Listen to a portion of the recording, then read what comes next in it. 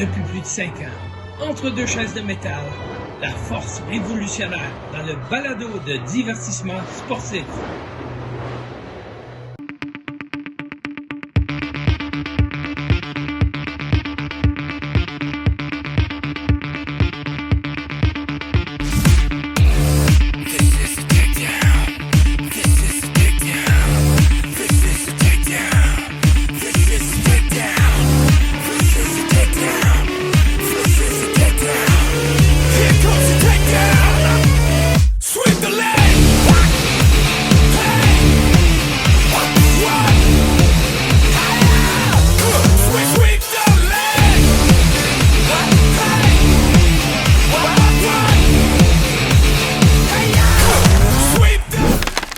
Bienvenue au podcast de Choses de Métal, le podcast de lutte animé par moi, Marco, et l'encyclopédie de la lutte au Québec, TJ Holiday. Comment ça va? Ça va! Je me Est-ce sens... que tu craches le feu? On parle-tu de Game of Thrones aujourd'hui? C'est ça le sujet du jour? Oui, on laisse faire la lutte. On parle de Game of Thrones, l'épisode 1 de la série 1. Tiens, voilà, on en a même ça pour... Non, c'est pas vrai. T'as jamais écouté ça, toi? Non, je sais que c'est beaucoup de violence et de femmes dévêtues dans cette émission-là. Fait que c'est tout ce que je sais. En partant, c'est une série d'époque dans le sens où les femmes de joie étaient beaucoup sollicitées. Donc, le fait que j'aurais pas d'entendre ce nom-là, ça me gosse. Pour vrai, hein, de plus en plus. Il y a un podcast qui s'appelle de même aussi. Là. Ah, ben c'est toi qui m'as dit tout le temps. Ouais, femme de joie. Bref, non, aujourd'hui, ce ne sera pas ça. Tu me demandes, t'as pas écouté ça Game of Thrones? Ben, j'ai jamais écouté Breaking Bad. Fait que... Non, t'as jamais écouté Walking Dead, t'as jamais écouté Virginie. Oui, ça, c'est pas vrai. Ça, j'ai écouté une couple de fois. J'ai adoré ça. Okay. Surtout quand Virginie a dit « Hey, wow », là. Elle dit-tu « wow », j'ai dit « wow ». Non, c'est pas ça. Hein? Faudrait checker. Parfait. Superbe. Moi, Virginie, là, c'est quand ils ont changé la comédienne Chantal Fontaine. Ça m'a mis en tabarnak. Après ça n'a plus jamais été la même affaire. Quoi, ils ont changé l'actrice principale, puis c'était la même personne qui jouait genre c'était Virginie pareil, la fois d'après? Oui, c'est ça. Ouais. Ça, c'est tellement laid quand ils font ça. Là. Ouais, mais ça a pris quand même une vingtaine d'années avant que ça se passe, là, mais... OK, il s'est revenu? Non, c'est pas revenu. Sous forme de pog. Tu dis ça comme genre, c'est revenu, Chris, ça faut tout que j'arrête puis j'aille boire ça. Se pose. Oh là là. Je pensais pas qu'on allait parler de Virginie autant en début de podcast sur... C'est toi qui l'as dit. OK. Non, le vrai podcast aujourd'hui, c'est évidemment la biographie sur Ricky, the Dragon Steamboat. C'est l'ultimate babyface dans le monde de la lutte professionnelle. Très beau. Très beau. Puis... j'adore YouTube. Wow. Okay. Fait que oui, c'est probablement un des seuls, il y en a sûrement d'autres, là, mais un des seuls de son importance qui n'a jamais tourné heel, qui a toujours resté babyface dans sa carrière. Donc, Tito. Top of your head de même, il y en a-tu d'autres? Ben, je viens de le dire, Tito. Ah, Tito, ouais. Ben, deux gars sympathiques. Oui, absolument. Puis sinon, vite de même, non. Je sais qu'il y en a d'autres exemples, mais vite de même. Oui, il y en a sûrement d'autres, mais vite de même qui nous marquent l'imaginaire. Non, il n'y en a pas eu d'autres vraiment. Mais pas seulement qui marque l'imaginaire, mais qui a duré longtemps dans la lutte. Oui. Puis, est-ce que, je me suis mélangé, je m'en ai dit Tito. Est-ce que Ricky, nous, on le connaît pour la WWF, mais sa réputation et sa carrière était plus faite à WCW et à NWA surtout. Là. Exact. Donc, à WWF, ce qui vraiment a marqué, c'est Macho Man, sa rivalité contre Macho Man. Puis Jake the Snake Roberts aussi. Son retour en 2008, 2007, je ne sais pas quelle année. Là, contre Jericho, là. Ouais. Puis contre Jericho, puis il a fait une couple de matchs par après là, aussi, là, dans des 8-man tags, en fait de même. Là, fait que... Avec The Miz, mettons, là, sûrement. Miz, il doit être là-dedans. Non, il y a un genre, peut-être, mais je sais qu'il y a teamé avec genre Cena, Mysterio, puis Sheamus, une affaire de même contre d'autres mondes, je sais pas trop. Là. Correct. Ouais. Donc, tu sais, puis ce qui est drôle, c'est que dans la lutte moderne d'aujourd'hui, le Québécois Speedball Mike Bailey, on dirait que c'est un peu une version moderne de Ricky Steamboat là, dans son genre. Là. Exact. Donc, son style de lutte, la coupe de cheveux, c'est sûr que ça aide toujours, mais c'est aussi un gars qui utilise beaucoup les arts martiaux mix. Puis bon, il est plus spectaculaire que Steamboat, mais encore là, c'est une différente époque aussi. Là, donc, c'est ça. J'ai lu le match, ça, c'est quoi? Il est teamé avec John Cena, CM Punk, lui-même, dans le fond, Mysterio, puis Jeff Hardy. Puis il a affronté l'équipe de, me dire ça en 2 secondes. Ah, je le dis pas. Ok, je les compte. Edge, Matt Hardy, Big Show, Kane, puis Chris Jericho. Tabarouette méchante, hein? Le 6 avril 2009 à Raw. Mais Steamboat, ça a été aussi un des tu sais, les légendes qui reviennent pour faire des matchs, des fois, sont pas toujours top shape, mais lui, Non, non. il paraissait toujours bien dans le ring, peu importe. Là, fait que... Dans l'échelon le plus haut là, des lutteurs faisant leur retour, là, pour vrai, il était vraiment, vraiment sa coche. Ouais. Puis bon, tu sais, je vais le dire, là, Richard Henry Blood, de son vrai nom, ou bien Dick Henry Blood, c'était mieux. Né le 28 février 1953, âgé de 73 ans aujourd'hui. Ça fait quoi, un an et demi-ish qu'il a arrêté de prendre des vols en dehors des États-Unis. Plus longtemps que ça, je pense. Un petit peu plus longtemps que ça? Ouais, plus longtemps que ça, me semble, j'ai entendu parler. OK. On sait que Martin et Stéphane de WCA. WCA, j'allais dire CWA. WCA, GPW sont allés à son domicile, à Ricky Steamboat, faire une rencontre avec lui. Ça, c'est très cool Martin. quand même. C'est juste Martin. Stéphane n'était pas là, hein? Il n'était pas là, juste Martin. Ouais. OK, Martin. Donc, fait que c'est ça. C'est très, très, très cool. Probablement que s'il avait pu faire d'autres voyagements, il aurait été du côté de Gatineau pour le John Mania. Probablement. Là, fait que... Mais bon, en même temps, c'est normal. À un moment donné, là, il arrive à un âge où c'est que tu veux juste comme te reposer. Là. 73 ans, c'est pas vieux, mais c'est pas jeune.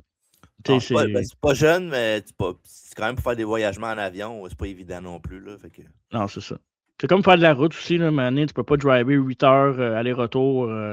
Déjà que c'est fatigant pour du monde comme nous autres. J'imagine pas du monde qui sont plus âgés aussi. C'est plus toute la file du monde qui va te parler, signer des autographes, etc. Ben, en même temps, je parle que c'est pas facile de faire l'avion, mais c'est un dragon, lui, il est capable de voler. Ben, peut-être qu'à un certain âge, les dragons volent moins haut. Je sais pas. J'ai pas fait mes études sur les dragons, mais. Quand les écales tombent à terre, mettons, là. Ouais. Exact. Il y a sûrement un smart dans le chat de YouTube qui va me rappeler à l'ordre si jamais je dis pas quelque chose comme ça. Ouais, mais t'as le temps, ça va prendre au moins 2-3 ans avant que ça arrive. Fait que... Ouais, mais je pense plus qu'il va pouvoir le faire de toute façon. D'accord. Mais là, je t'arrête tranquillement. Là. Je veux pas le concept on a l'air d'aller, mais on n'a pas parlé des podcasts qu'on a fait la semaine passée et tout ça. Qu'est-ce qui s'en vient? Là? On s'en fout des podcasts. Ben ça n'existe plus, les podcasts. Hey! Hier, c'était hier? Non, mais c'est comme ça qu'on fait. OK. Comme ça qu'on fait d'habitude? Ouais. Toi, ton horloge ne fonctionnera pas sinon, hein? Non. La semaine passée au podcast, analyse, classement des combats de Shawn Michaels, les 17 combats de Shawn Michaels à WrestleMania, donc de 17 à 1 opposition. N'hésitez pas à dire votre analyse sur ça. La semaine passée, à travers la table, il n'y en avait pas, mais on est de retour cette semaine, 20h30, live sur Twitch, Facebook et YouTube, comme à l'habitué, à l'accoutumée, qu'on dit. C'est ça. Le reste, on regarde tantôt. Tout ça pour ça. Ben oui, mais tu l'as skippé. Je voulais que le monde soit le monde qui sont habitués de même, je veux pas qu'ils soient déshabitués et qu'ils soient fâchés. Mais moi, ce que j'aime aujourd'hui, c'est que ceux qui sont contents d'avoir dans la vraie vie, ben, il n'y en a pas aujourd'hui. Ouais, mais attends, je peux en trouver un random si tu veux. Là. Quand est-ce qu'il a fait son premier match en carrière, Ricky Steamboat? Quand est-ce qu'il a fait son premier match en carrière? Ouais. Dans les années 70. Là. La date, c'est quoi, sais-tu? J'ai pas la date exacte. Je pense que c'est 1976. J'ai pas la date précise, mais 1976. Là. Dans la vraie vie, 1976, le 24 juillet. Et là là. Ouais. Fait que c'est ça. Blood Steamboat a grandi à Saint-Pétersbourg et il était diplômé de Bocaciaga High School à Gulfport. Puis il pratiquait la lutte olympique pendant ses années à l'école. Puis il avait été aussi champion de l'État de la Floride. Il a étudié après ça au collège de Saint-Pétersbourg, où sa petite amie de l'époque partageait une chambre avec la fille du promoteur promoteur vedette Vern Gagné, donc de la AWA. C'est un peu comme ça que... Comment? Vern Gagné. Il n'y a pas de... Vern Gagné. Moi, je dis Gagné. Non, mais c'est Gagné. Comme il gagne quelque chose. Il a gagné. Ah non, il n'a pas gagné, il gagne. Ça fait au moins 15 fois que tu me dis c'est gagnant, puis moi je dis gagné. Ah, là, c'est correct. C'est ça la joke. C'est pas une joke, arrête. Attends un peu. Ah, j'allais le faire. La fille du promoteur Vern Gagné. Bon, parfait. Là, c'est une joke. Fait que c'est un peu ça qui l'a aidé aussi à pouvoir travailler dans le milieu de la lutte plus rapidement. Qui était déjà un fan de lutte à l'époque, M. Steamboat, M. Blood. Donc, avec cette rencontre qui est inédite ou qui n'était pas prévue, je vais dire ça comme ça, ça l'a aidé à mettre un pied ou la grosse orteil dans le monde de la lutte professionnelle et surtout avec ce promoteur qui était, bon, c'est quoi, pas mal, après Vince McMahon, c'est pas mal le deuxième plus gros promoteur qu'il y a eu. Es-tu d'accord ou bien Dusty Rhodes passe avant? Ben non. Ou bien Jerry Jarrett? Ben, il y en a une couple, là. Jerry Jarrett, il y a Jim Barnett aussi, il y en a une couple. Mais ouais, je te dirais que, ouais, Vern Gagne, c'est logique. Parfait. Fait que Vern Gagné serait le deuxième dans la liste des promoteurs. Oui, Vern Gagné, j'ai dit. Exactement, Vern Gagne, oui. A débuté sa carrière de lutteur en 1976, comme je t'ai dit tantôt, dans la AWA. Donc, ça a permis à Steamboat de rentrer directement par la grande porte de la lutte professionnelle. Comme Babyface, comme je disais auparavant, a toujours été Babyface tout le long de sa carrière. Au début, il avait utilisé son nom Rick Blood, mais ça sonnait trop violent, fait qu'ils ont fait changer son nom parce qu'en étant Babyface, en plus, ça n'a pas aidé pour la suite. Il s'est appelé Sam Steamboat voyons, Jr.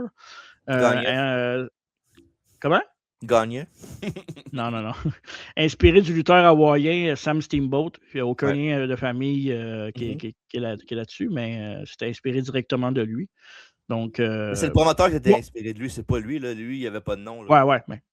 Mais tu sais, c'est un bon move parce que c'est vrai que Blood pour un babyface, quand tu commences dans le monde de la lutte, ben non, c'est sûr. Tu t'appelles Blood puis tu serres des mains puis tu embrasses des bébés, ça fait pas très. Surtout à l'époque où le kayfabe était très très fort, là, ça marche pas bien. Non, ça fait pas. Exact.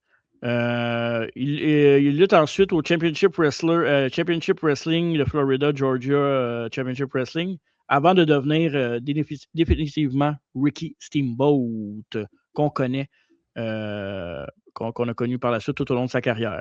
Et qu'on aime. Et qu'on aime beaucoup. En 77, NWA Jim Crockett Promotion, qui a été quand même de 77 à 85 avec la promotion Jim Crockett Promotion, qui était une très grosse promotion. Lui aussi peut être un promoteur de of all time. C'est vrai. Il était affilié avec la NWA à l'époque. Il était présenté comme le protégé de Wahoo McDaniels. Puis moi, j'avais aucune idée c'était qui Wahoo McDaniels avant de regarder un peu. C'est un big deal. C'est un big deal à l'époque. T'avais-tu des trucs à dire sur Wahoo McDaniels? Comme ça, c'est son nom. Wouhou! non, j'ai rien à dire vraiment. Ben, je sais c'est qui, là, de beaucoup. Là. Ben, je connais pas mal, là, mais je n'ai pas vraiment vu ses matchs parce que c'est vraiment dans le temps vraiment ancien. Là. Ouais. Mais c'est un des grands lutteurs de l'époque. Oui, les territoires de ce temps-là. Donc, allez voir pour en savoir plus. Il va développer rapidement du côté de la NWA sa rivalité une rivalité importante contre Ric Flair. Donc, évidemment, quand on pense à Ricky Steamboat, les plus jeunes vont penser souvent à WrestleMania 3 et Macho Man Randy Savage, mais si on a un nom, Savage, si on a un autre nom associé à Ricky Steamboat dans le monde de la lutte, c'est vraiment Nature Boy Ric Flair. C'est une chimie incomparable entre les deux. Là. C'est vraiment deux noms qui se sont collés ensemble tout au long de leur carrière. Puis ça a créé de la magie inestimée pour les sales touffes de cheveux de Ric Flair sur la photo qu'on vient de montrer sur YouTube. Wow, ça va être incroyable. Puis la rivalité, la confrontation avait commencé lorsque il a frappé Flair avec une chope dans une entrevue télévisée. Maintenant, un match entre les deux où Steamboat avait gagné la NWA Mid-Atlantic Television Championship à l'époque pour Jim Crockett Promotion. Donc, c'est ça, c'est un segment télévisé. Puis, allez voir, là, je pense qu'il y en a une couple de disponibles sur YouTube, pas seulement de Steamboat, de Flair, mais le vieux décor de Jim Crockett Promotion que la AEW avait ramené, je pense, pour un spécial ou deux. Ça se peut-tu à la télévision, un Ouais. décor? Ben, je pense que c'était pas l'autre, c'est quand il avait fait le dernier match de Ric Flair. Ah oui, c'est ça. C'est ça, Ouais. ouais, t'as raison. Mhm. C'était avec Conrad. Ouais, puis Tony Schiavone était là, puis une couple de Ouais, gars là. c'est ça. Même Davy Crockett était là, le C'est fils de vrai? Jim Ouais, Crockett. c'est vrai. Puis, mais c'est drôle que tu parles de ça parce qu'en ce moment, derrière de moi, sur YouTube, j'ai mis YouTube, puis sur YouTube, il y a une compilation des matchs entre Steamboat et Ric Flair de WCW Vault là, qui ont mis là, une couple de mois. Là, fait qu'allez voir ça sur la chance après le podcast. Ouais, ça vaut la peine. Puis, tu sais, on parle d'Ultimate Babyface avec Ricky Steamboat, puis je pense que Ric Flair, c'est le Ultimate Heel. Puis c'est un gars que tout le monde trouve cool parce que, évidemment, il y a l'argent, il y a les filles, il y a les limousines, il danse, tu sais, il y a le style.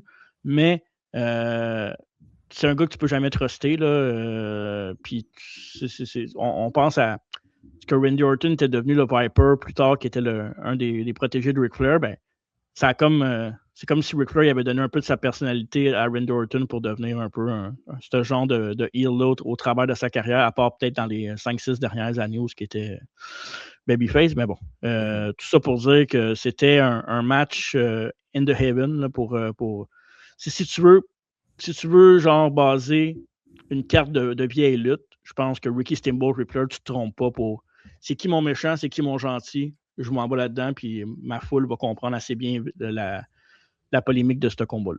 Ouais, mais c'est facile aussi. Tu sais, Ric Flair, c'est genre le playboy avec des femmes à tous les soirs, puis le lifestyle des limousines, des jets, tout ça. Puis Rick Steamboat, c'est genre le contraire. Là. La famille, le passer du temps en famille, le gars super gentil, humble. Fait que ça fit. Là. Ouais.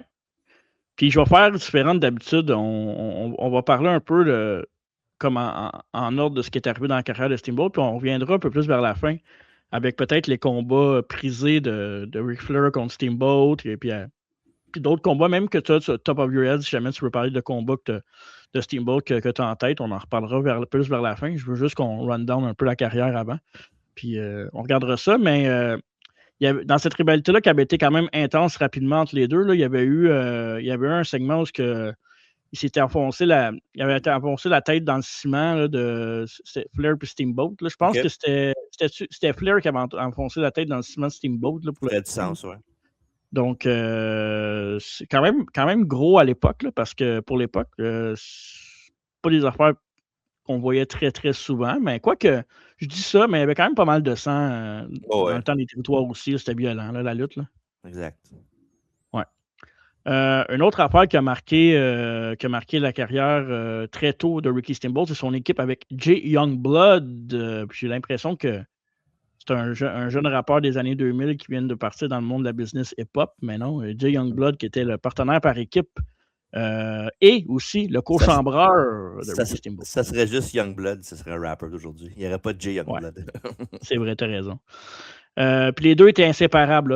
In-ring puis outside the ring, ils faisaient la route ensemble tout le temps. Ils mangeaient ensemble, ils dormaient ensemble. Dans la même chambre, pas dans le même lit. Hein, quand même. On ne sait pas. Quoi? On ne sait pas, on n'était pas là. Pas là pour juger nous autres. Là pour dire les faits. Donc, ça a été quand même rapidement, comment je pourrais dire ça, ils n'ont pas été si longtemps que ça ensemble, mais ça a marqué très fortement la carrière de Ricky Steamboat. Puis, il y a quand même eu un deuil pour Ricky Steamboat quand ils se sont séparés les deux, quand il était en équipe. Mais j'avais pas de souvenir vraiment de Jay Youngblood avant de faire mes recherches. Ils ont été NWA Mid-Atlantic Heavyweight Championship, Tag Team Championship, excusez. Ils ont été 4 fois, pas eux autres, mais Ricky Steamboat était 4 fois champion par équipe du côté de la NWA, 3 fois avec Paul Jones, qui était un autre de ses coéquipiers, puis une autre fois avec Jay Youngblood. Mais évidemment, son partenaire vraiment de cœur, c'était Jay Youngblood. Puis, fait que c'est ça.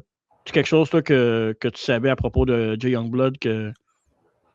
Non. De son partenariat avec Ricky Steamboat, de son vrai nom, Steven Romero. Romero, pour ceux qui savaient. Je connais le nom, là, Jay Youngblood. Je sais qu'il était champion par avec Ricky Steamboat à l'époque, mais sinon pas plus que ça. L'as-tu mis dans les photos? Non, je ne l'ai pas mis, hein? Non, je pense que ça n'a pas marché. Il y a une photo Jay Youngblood qui est un peu c'est un Amérindien, là, fait qu'un peu gimmick Tatanka, si on veut. Là.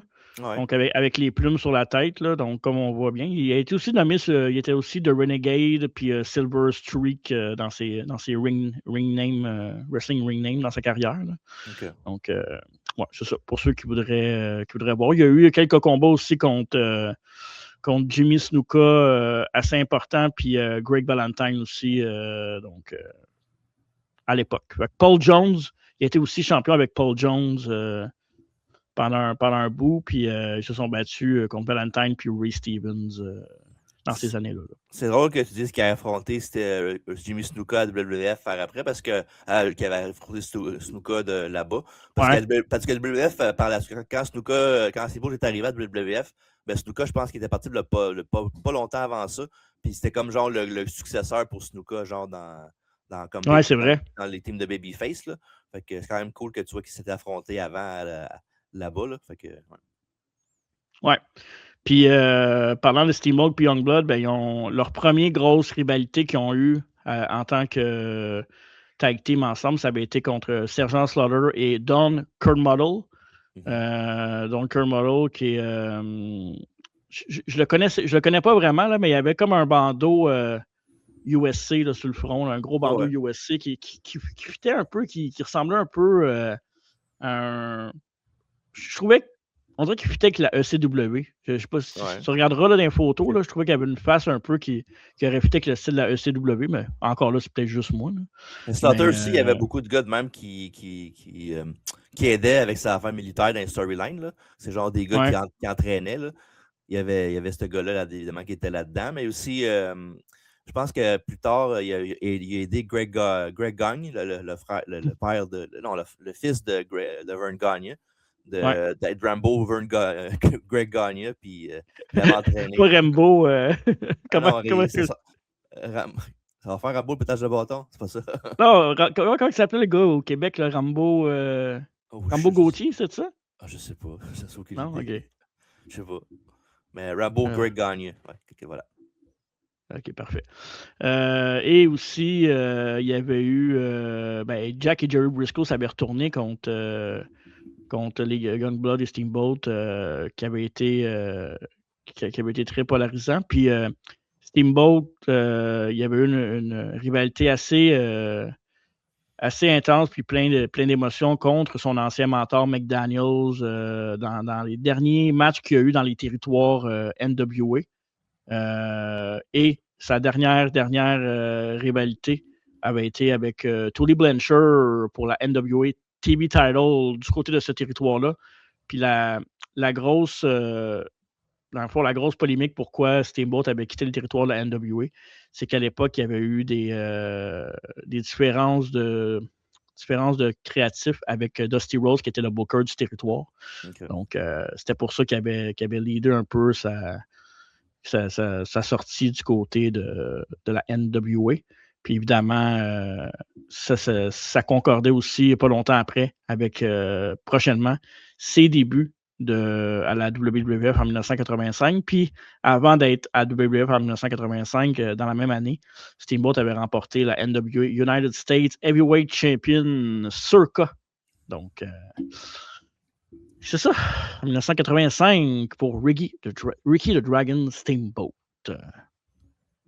Puis j'ai l'impression là, que chaque personne, chaque talent unique, single wrestler, ont tous commencé en quelque part ou presque en tag team. Là. Ils ont tous eu des tag teams marquants dans leur jeunesse, territoire, peu importe, avant de faire le step tout seul. Là. C'est pour les aider, être en tag team, de voir comment ça se passe dans le ring, puis avant d'aller dans leur grosse aventure en tant que babyface, pas juste en babyface, mais genre tout court comme gars single. Là, fait que ça aide beaucoup le développement de lutteur d'avoir un tag team au début. Là. Top of my head, de même, je pense à évidemment Bret Hart, Shawn Michaels, entre autres, qui est plus dans notre époque, mais tu as eu Tito, tu as eu Ricky Martel, il y en a eu beaucoup. Là, donc, C'est pour ça qu'au Québec, souvent, quand tu vois des jeunes lutteurs, le premier combat qu'ils font, souvent, c'est des tag team matchs là, au début. Là. Ouais, ça aide. Comme ça, tu n'as pas tout le time dans le ring aussi. Puis, tu attends à regarder un peu ce qui se passe dans le ring, puis OK, lui, il se passe de telle façon pour telle affaire. Tu sais. En 1985, Vince McMahon va offrir un contrat à Ricky Steamboat pour joindre la WWF pas longtemps après ses débuts. Ses débuts qui avaient été faits à Championship Wrestling contre Steve Lombardi, qu'on a eu en entrevue l'année passée. C'est vrai. Il y a quasiment un an, donc le Brooklyn Brawler. Du côté de Gatineau, on s'en rappellera. Donc, tout un personnage. Il est direct to the point, hein, Steve Lombardi. Oh ouais, mais c'est correct. Au moins, correct, c'est un vieux de la vieille. Là, fait que, au moins, il était là. Exact. Ouais, ça n'a pas été facile. Steamboat, lui, ben, il s'avait fait donner comme gimmick, une gimmick de Babyface, comme j'ai dit tantôt, ça ne changera pas. Et le nickname juste The Dragon à l'époque. Donc, Steamboat, ben, c'est ça, avait été remplacé.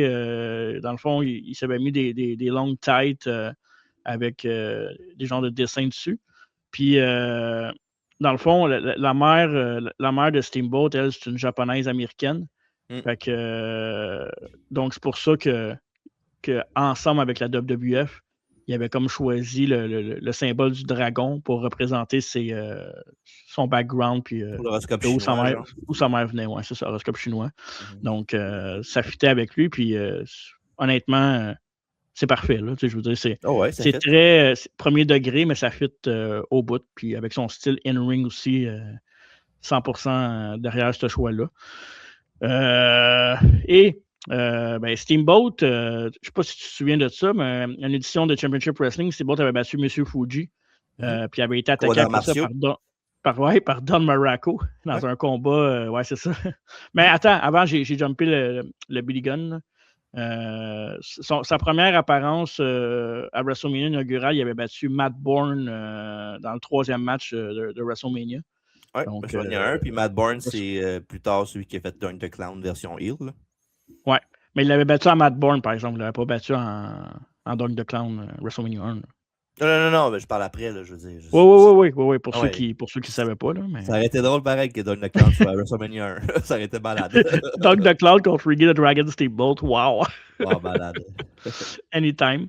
Fait que oui, tu disais Steamboat contre M. Fuji. Tu t'avais dit quelque chose avant que je te coupe? Un combat d'arts martiaux, là, plus tard, qu'il avait fait, je pense que c'était MSG, là, ou un affaire même. Oui, c'est ça. C'était pour une édition de Championship Wrestling. C'est le 14 septembre 85, exactement. Donc, oui, c'était à MSG.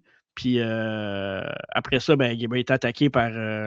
dans un autre épisode, il avait été attaqué par Muraco qui était avec Fuji à l'époque. Puis le match avait jamais vraiment parti. Muraco avait attaqué Steamboat. Avec la ceinture noire. Exactement. Et il l'avait malmené, puis il l'avait même pendu, comme à l'extérieur du ring avec les ropes. Là. Non, avec la ceinture. La ceinture, oui, c'est ça. D'arts martiaux de karaté. De karaté, oui, c'est ça. Ben, c'est ça, je voulais dire la corde, mais c'est pas la corde, c'est la. Ouais, c'est ça. Ben, il l'a pendu comme on voit à AEW, là, dans le fond. Le gars qui tire dessus, là. Puis, ouais, exact. Donc, quand même une solide première rivalité, là, quand tu rentres avec M. Fuji, qui est un manager quand même correct, prisé, qu'il était dans plusieurs bonnes affaires. Puis Muraco était un big guy, puis ça fitait aussi avec, je pense que c'est un bon heel pour introduire Ricky Steamboat vraiment dans une rivalité plus personnelle, si je peux dire ça comme ça. Là. C'est pas vraiment personnel, mais plus intense avec la ceinture de karaté, puis tout ça, puis le fait qu'il l'ait malmené, qu'il l'ait pendu, ça envoie quand même un visuel assez fort pour introduire le dragon à WWF.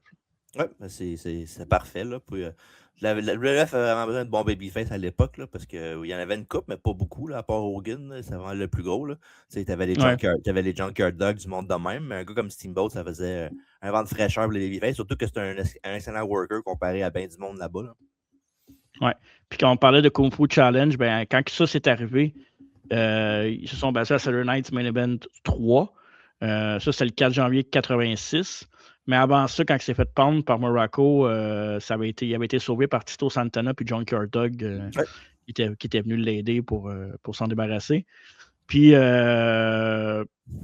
après ça, ben, il y avait eu un gros combat à Saturday Night's Main Event. Au Main Event 3, Saturday Night's Main Event 3 avait battu Fuji dans un Kung Fu Challenge. Puis à Saturday Night's Main Event 4, ça avait été Junkyard Dog avec Steamboat contre Muraco puis M. Fuji dans un tag team match. Ça, c'est à l'époque que M. Fuji, c'était pas juste un manager, là, il luttait là, à Ben, l'époque. c'était la transition entre les deux. Là. C'était son temps Ouais. qu'il faisait une couple de matchs de temps en temps, mais à la base, il était plus manager que d'autres choses à cette époque-là. Puis ça, je m'en souviens parce que, tu sais, à un moment donné, on faisait des Twitch, puis on regardait des matchs, puis on avait regardé des vieux matchs avec M. Fuji qui luttait. Puis, ouais, contre Ricky Martel, genre. ouais, puis moi, ça m'avait, genre, bouleversé parce que, dans le sens que j'ai jamais pris la peine de regarder nécessairement les managers lutter que j'ai connus dans le temps de la Golden Era, mais quand je vois ça des fois, puis je vois des, mettons, même Bobby Heenan, même, à part Ted DiBiase, je savais qu'il était lutteur, là, je l'avais connu quand même comme lutteur avant, là, mais, hey, calme-toi, là. Non, je trouve ça toujours le fun, M. Fuji. Moi, tu sais, je l'ai connu plus dans cette ère-là. Puis quand tu vois des matchs après, tu fais comme, ben oui, ça fait du sens. Tu sais, tout le monde vient de quelque part à un moment donné. Il n'est pas juste arrivé par hasard manager. Quoi qu'il y en a que oui, c'est juste des managers. Là. Je pense Paul Bearer, je pense qu'il avait jamais. Ben, il avait-tu déjà lutté? Oui, il avait lutté un peu sur le territoire, mais pas tant, je pense, Paul Bearer. Il avait plus aidé le behind the scenes. Slick avait jamais lutté. Qui, ça? Slick avait. Ah, non, Slick avait pas jamais lutté, mais Slick, on l'appelle plus genre. Slickster, brother! On va direct dans le panneau, hein? Calisse. Mais là, Chris, commande, je me rappelais pas qu'il y avait cette affaire-là quand j'ai dit Slick. C'est quand t'as fait ta face, ah, c'est vrai. Il y avait eu, après ça, ben, cette rivalité-là, il y avait eu le WWF Wrestling Classic. Puis dans l'opening round, ben, tu veux-tu un peu parler un peu du Wrestling Classic de l'époque? C'est comme un genre de tournoi, là, si on veut? Ouais, c'était un tournoi en pay-per-view. C'était le premier pay-per-view après WrestleMania 1. Puis c'était un tournoi à la ronde de genre 16 personnes dans la même soirée. Puis en bout de ligne, ben, la finale, c'était John Carter contre Macho Man Randy Savage en grande finale. Puis Jay Whitey avait gagné par count-out, si je ne me trompe pas, on a fait la même. Puis en première ronde, il avait affronté Davey Boy Smith. Davey Boy Smith, oui, exact. Puis le finish du match, c'est genre, il a fait, je pense que Steve Bolt a genre fait un move, puis Bulldog était dans la corde, puis il s'était blessé à l'entrejambe, là, puis il avait arrêté le combat. Ouais, il avait landé dans la corde dans le move, en fait. Ouais, puis il avait arrêté le combat parce qu'il était blessé, puis Steve Bolt, dans bon babyface, il avait rien fait, puis il l'avait accompagné backstage. Là. Mais ça, c'était un des rares matchs à l'époque. Bulldog aussi était babyface dans ce combat-là. Ouais, c'est un match de babyface dans ce show-là, parce qu'il y avait une coupe dans ce tournoi-là, pas beaucoup, mais au moins un ou deux. Puis non, c'était cool. Puis le match, c'est pas long le match, c'est peut-être genre 4-5 minutes gros max, mais c'est un bon match. Là, tu vois le talent des deux dans ce combat-là. Là. Ouais, puis il avait perdu la ronde suivante contre. En fait, il avait perdu encore de finale contre Randy Savage parce que Miss Elizabeth avait distrait l'arbitre puis avait gagné avec un point américain. Donc, je pense le même finish qu'avec Santana, le point américain sur le back suplex. Là. Exact.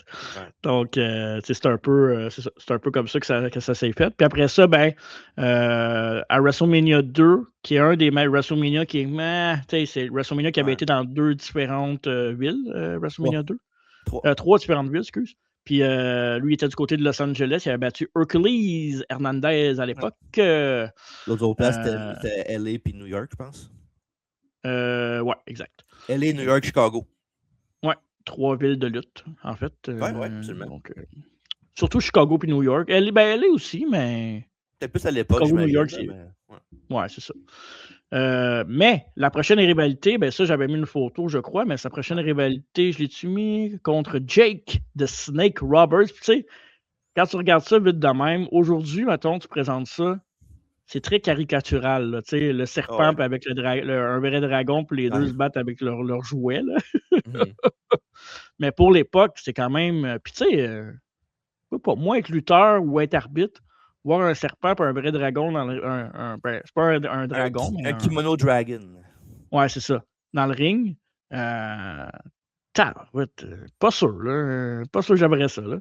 C'est cool, c'est un rôle visuel quand t'es fan, c'est sûr, mais c'est sûr que les arbitres devaient avoir ben du fun, puis mon backstage peut-être avait un peu de réticence aussi, peut-être, mettons, il y en a un qui fait de quoi, qui s'échappe, whatever, là.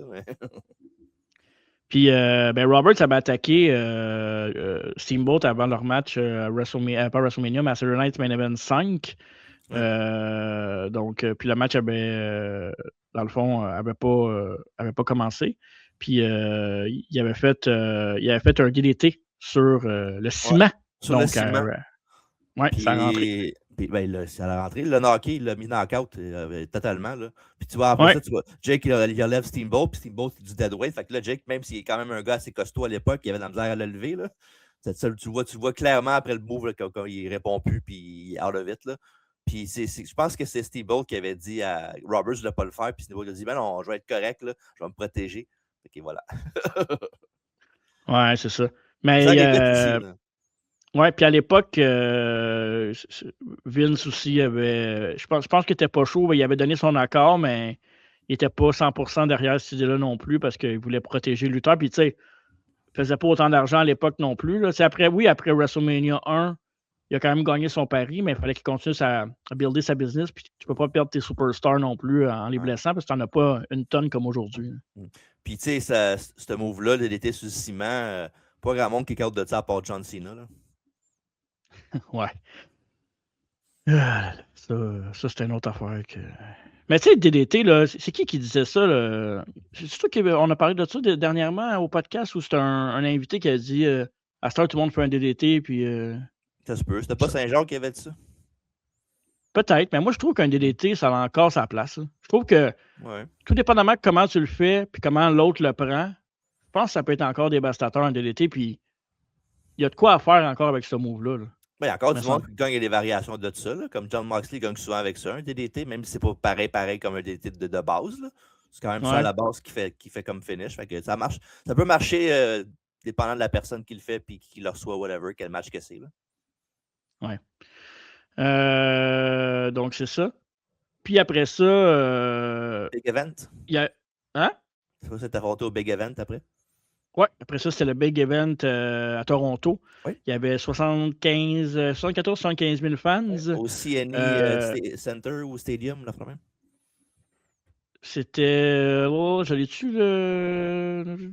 Non, j'ai pas le lieu exact, mais je sais que c'était à Toronto. Je pourrais peut-être vérifier. Là. Puis, OK. C'était un match que Steamboat avait remporté avec un small package. Roberts avait dominé pas mal la majorité du match. C'est ce qui est normal aussi en tant que heel.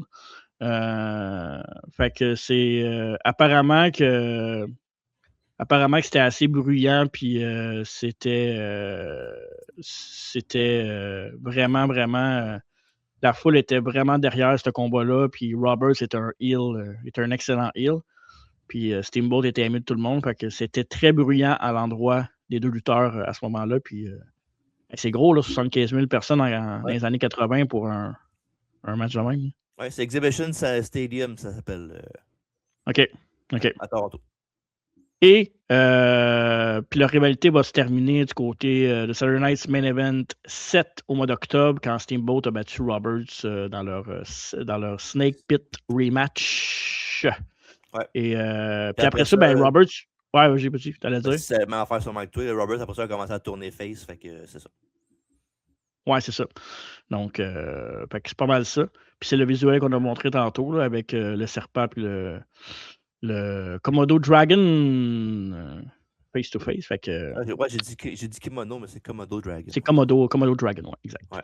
Il y avait un kimono, mais il l'a attaqué qu'un Komodo. Ouais, comme Mike Commodore, l'ancien de la NHL. Qui a joué avec les Leafs. Les Flames aussi. Les Canadiens aussi. Mm-hmm. Un des joueurs que j'aimais bien à NHL parce que moi, je suis bon avec les joueurs poches. Fait que... on dit salut à Keith Kincaid. C'est pour genre 50 victoires dans une saison, l'enfant de même. Un enfant de même. Après ça, en 1986, il y a un 2 ans où le titre intercontinental va être à la portée de Ricky the Dragon Steamboat. Steamboat va avoir une chance au titre intercontinental à l'édition de Superstar de 86 le 22 novembre contre Macho Man Randy Savage. Steamboat va perdre le match par count-out, mais Savage va continuer ses assauts après ça pour blesser Steamboat de façon kayfabe, évidemment, dans le larynx avec la cloche, dans le fond. Dans la gorge, ouais. Puis, un peu comme le Taker avec la chaise. Là. Ouais, crise de sel de Steamboat, là, après ça, là, c'était fou, ça, pour vrai. Il était à la gorge, il toussait, mané, il met sa civière, il tombe de la civière parce que c'était malade. Est-ce que Avec ce qu'on a vu entre moi et Picton, je suis comme le Steamboat de ma génération. Ici, ouais. Non, moi, j'ai pas scellé, ça a fait mal pour vrai. C'est rare que je fais ça pour une affaire que tu dis, là, mais attends. T'es pas d'accord que je suis le Steamboat de ma génération? Tu comparé à Steamboat, là, Attends. Babyface, oublie ça. Talentueux comme Steamboat, oublie ça. Conduire un bateau. Ouais, conduire un bateau, ça pourrait se faire. Ouais, t'as de la fumée qui sort du dôme, tu sauras. Fais-toi, Jean-Jean. Ok, je t'ai rendu où dans la ok, parfait. Ouais, fait que c'est ça. Fait que très, très, très beau sel, très, très bel angle entre les deux pour commencer une rivalité qui va devenir historique, iconique. Ouais. Après ça, en 1987, le 3 janvier à Saturday Night's Main Event 9, Steamboat qui va revenir de sa blessure. Puis il va prendre l'avantage de Savage. Puis en fait, George Steele se battait contre Randy Savage. Puis il va revenir puis il va prendre l'avantage de ça pour attaquer à son tour Randy Savage. Ouais. C'était cool aussi les semaines avant son retour. Là. Il montrait beaucoup de lui, les entrevues avec ses docteurs, avec sa femme, avec lui. Puis il montrait genre dans le bureau du médecin en train d'essayer de parler. Là. Il a commencé à parler. Il faisait des affaires de même. C'était bien fait pour l'époque, pour vrai, là, sans joke. Là. Ouais, puis il avait été out comme 6 semaines. Oui, à l'époque, il n'y avait pas autant de shows télévisés, mais il avait quand même pris leur temps pour bien raconter l'histoire avec les segments que tu viens de parler, puis pour bien builder la rivalité Savage Steamboat, qui est, selon moi, même encore aujourd'hui, une des meilleures rivalités de la lutte professionnelle qui passe les décennies et les époques. Là. Donc, pour le temps. Évidemment, après ça, on s'enligne vers le combat de WrestleMania 3 entre Ricky Steamboat et Savage pour le titre intercontinental devant plus de 93 000 personnes. C'est iconique, c'est off the hook. T'sais. Évidemment, on sait tout, là, cette soirée-là, il y avait Hulk Hogan contre André le Géant qui était. Ouais, je sais, j'attends, je vais revenir à cette chose-là. Je l'ai mis pour ça. Qui était le gros match, mais le vrai main event, le vrai meilleur match de cette soirée-là, c'était Steamboat contre Savage. Puis la fameuse photo que tu as mise sur YouTube mais auparavant. Ça, avant que tu le montres et qu'on rie un peu, là, c'est ça que le monde disait, c'est que c'est André et Hogan qui avaient vendu à la place. Ben, c'est Steamboat et Savage qui avaient volé le show. Ouais, c'est ça. Ils ont mis des culs dans les sièges, mais les autres, ils ont laissé les culs dans les sièges pour préparer le terrain pour Hogan et Savage. Puis Giant. Ça, ben, le fameux poster que j'avais dans ma chambre quand j'étais adolescent, qui était une version vraiment horizontale, tout petite, que j'avais mis en haut de ma garde-robe, de mon garde-robe.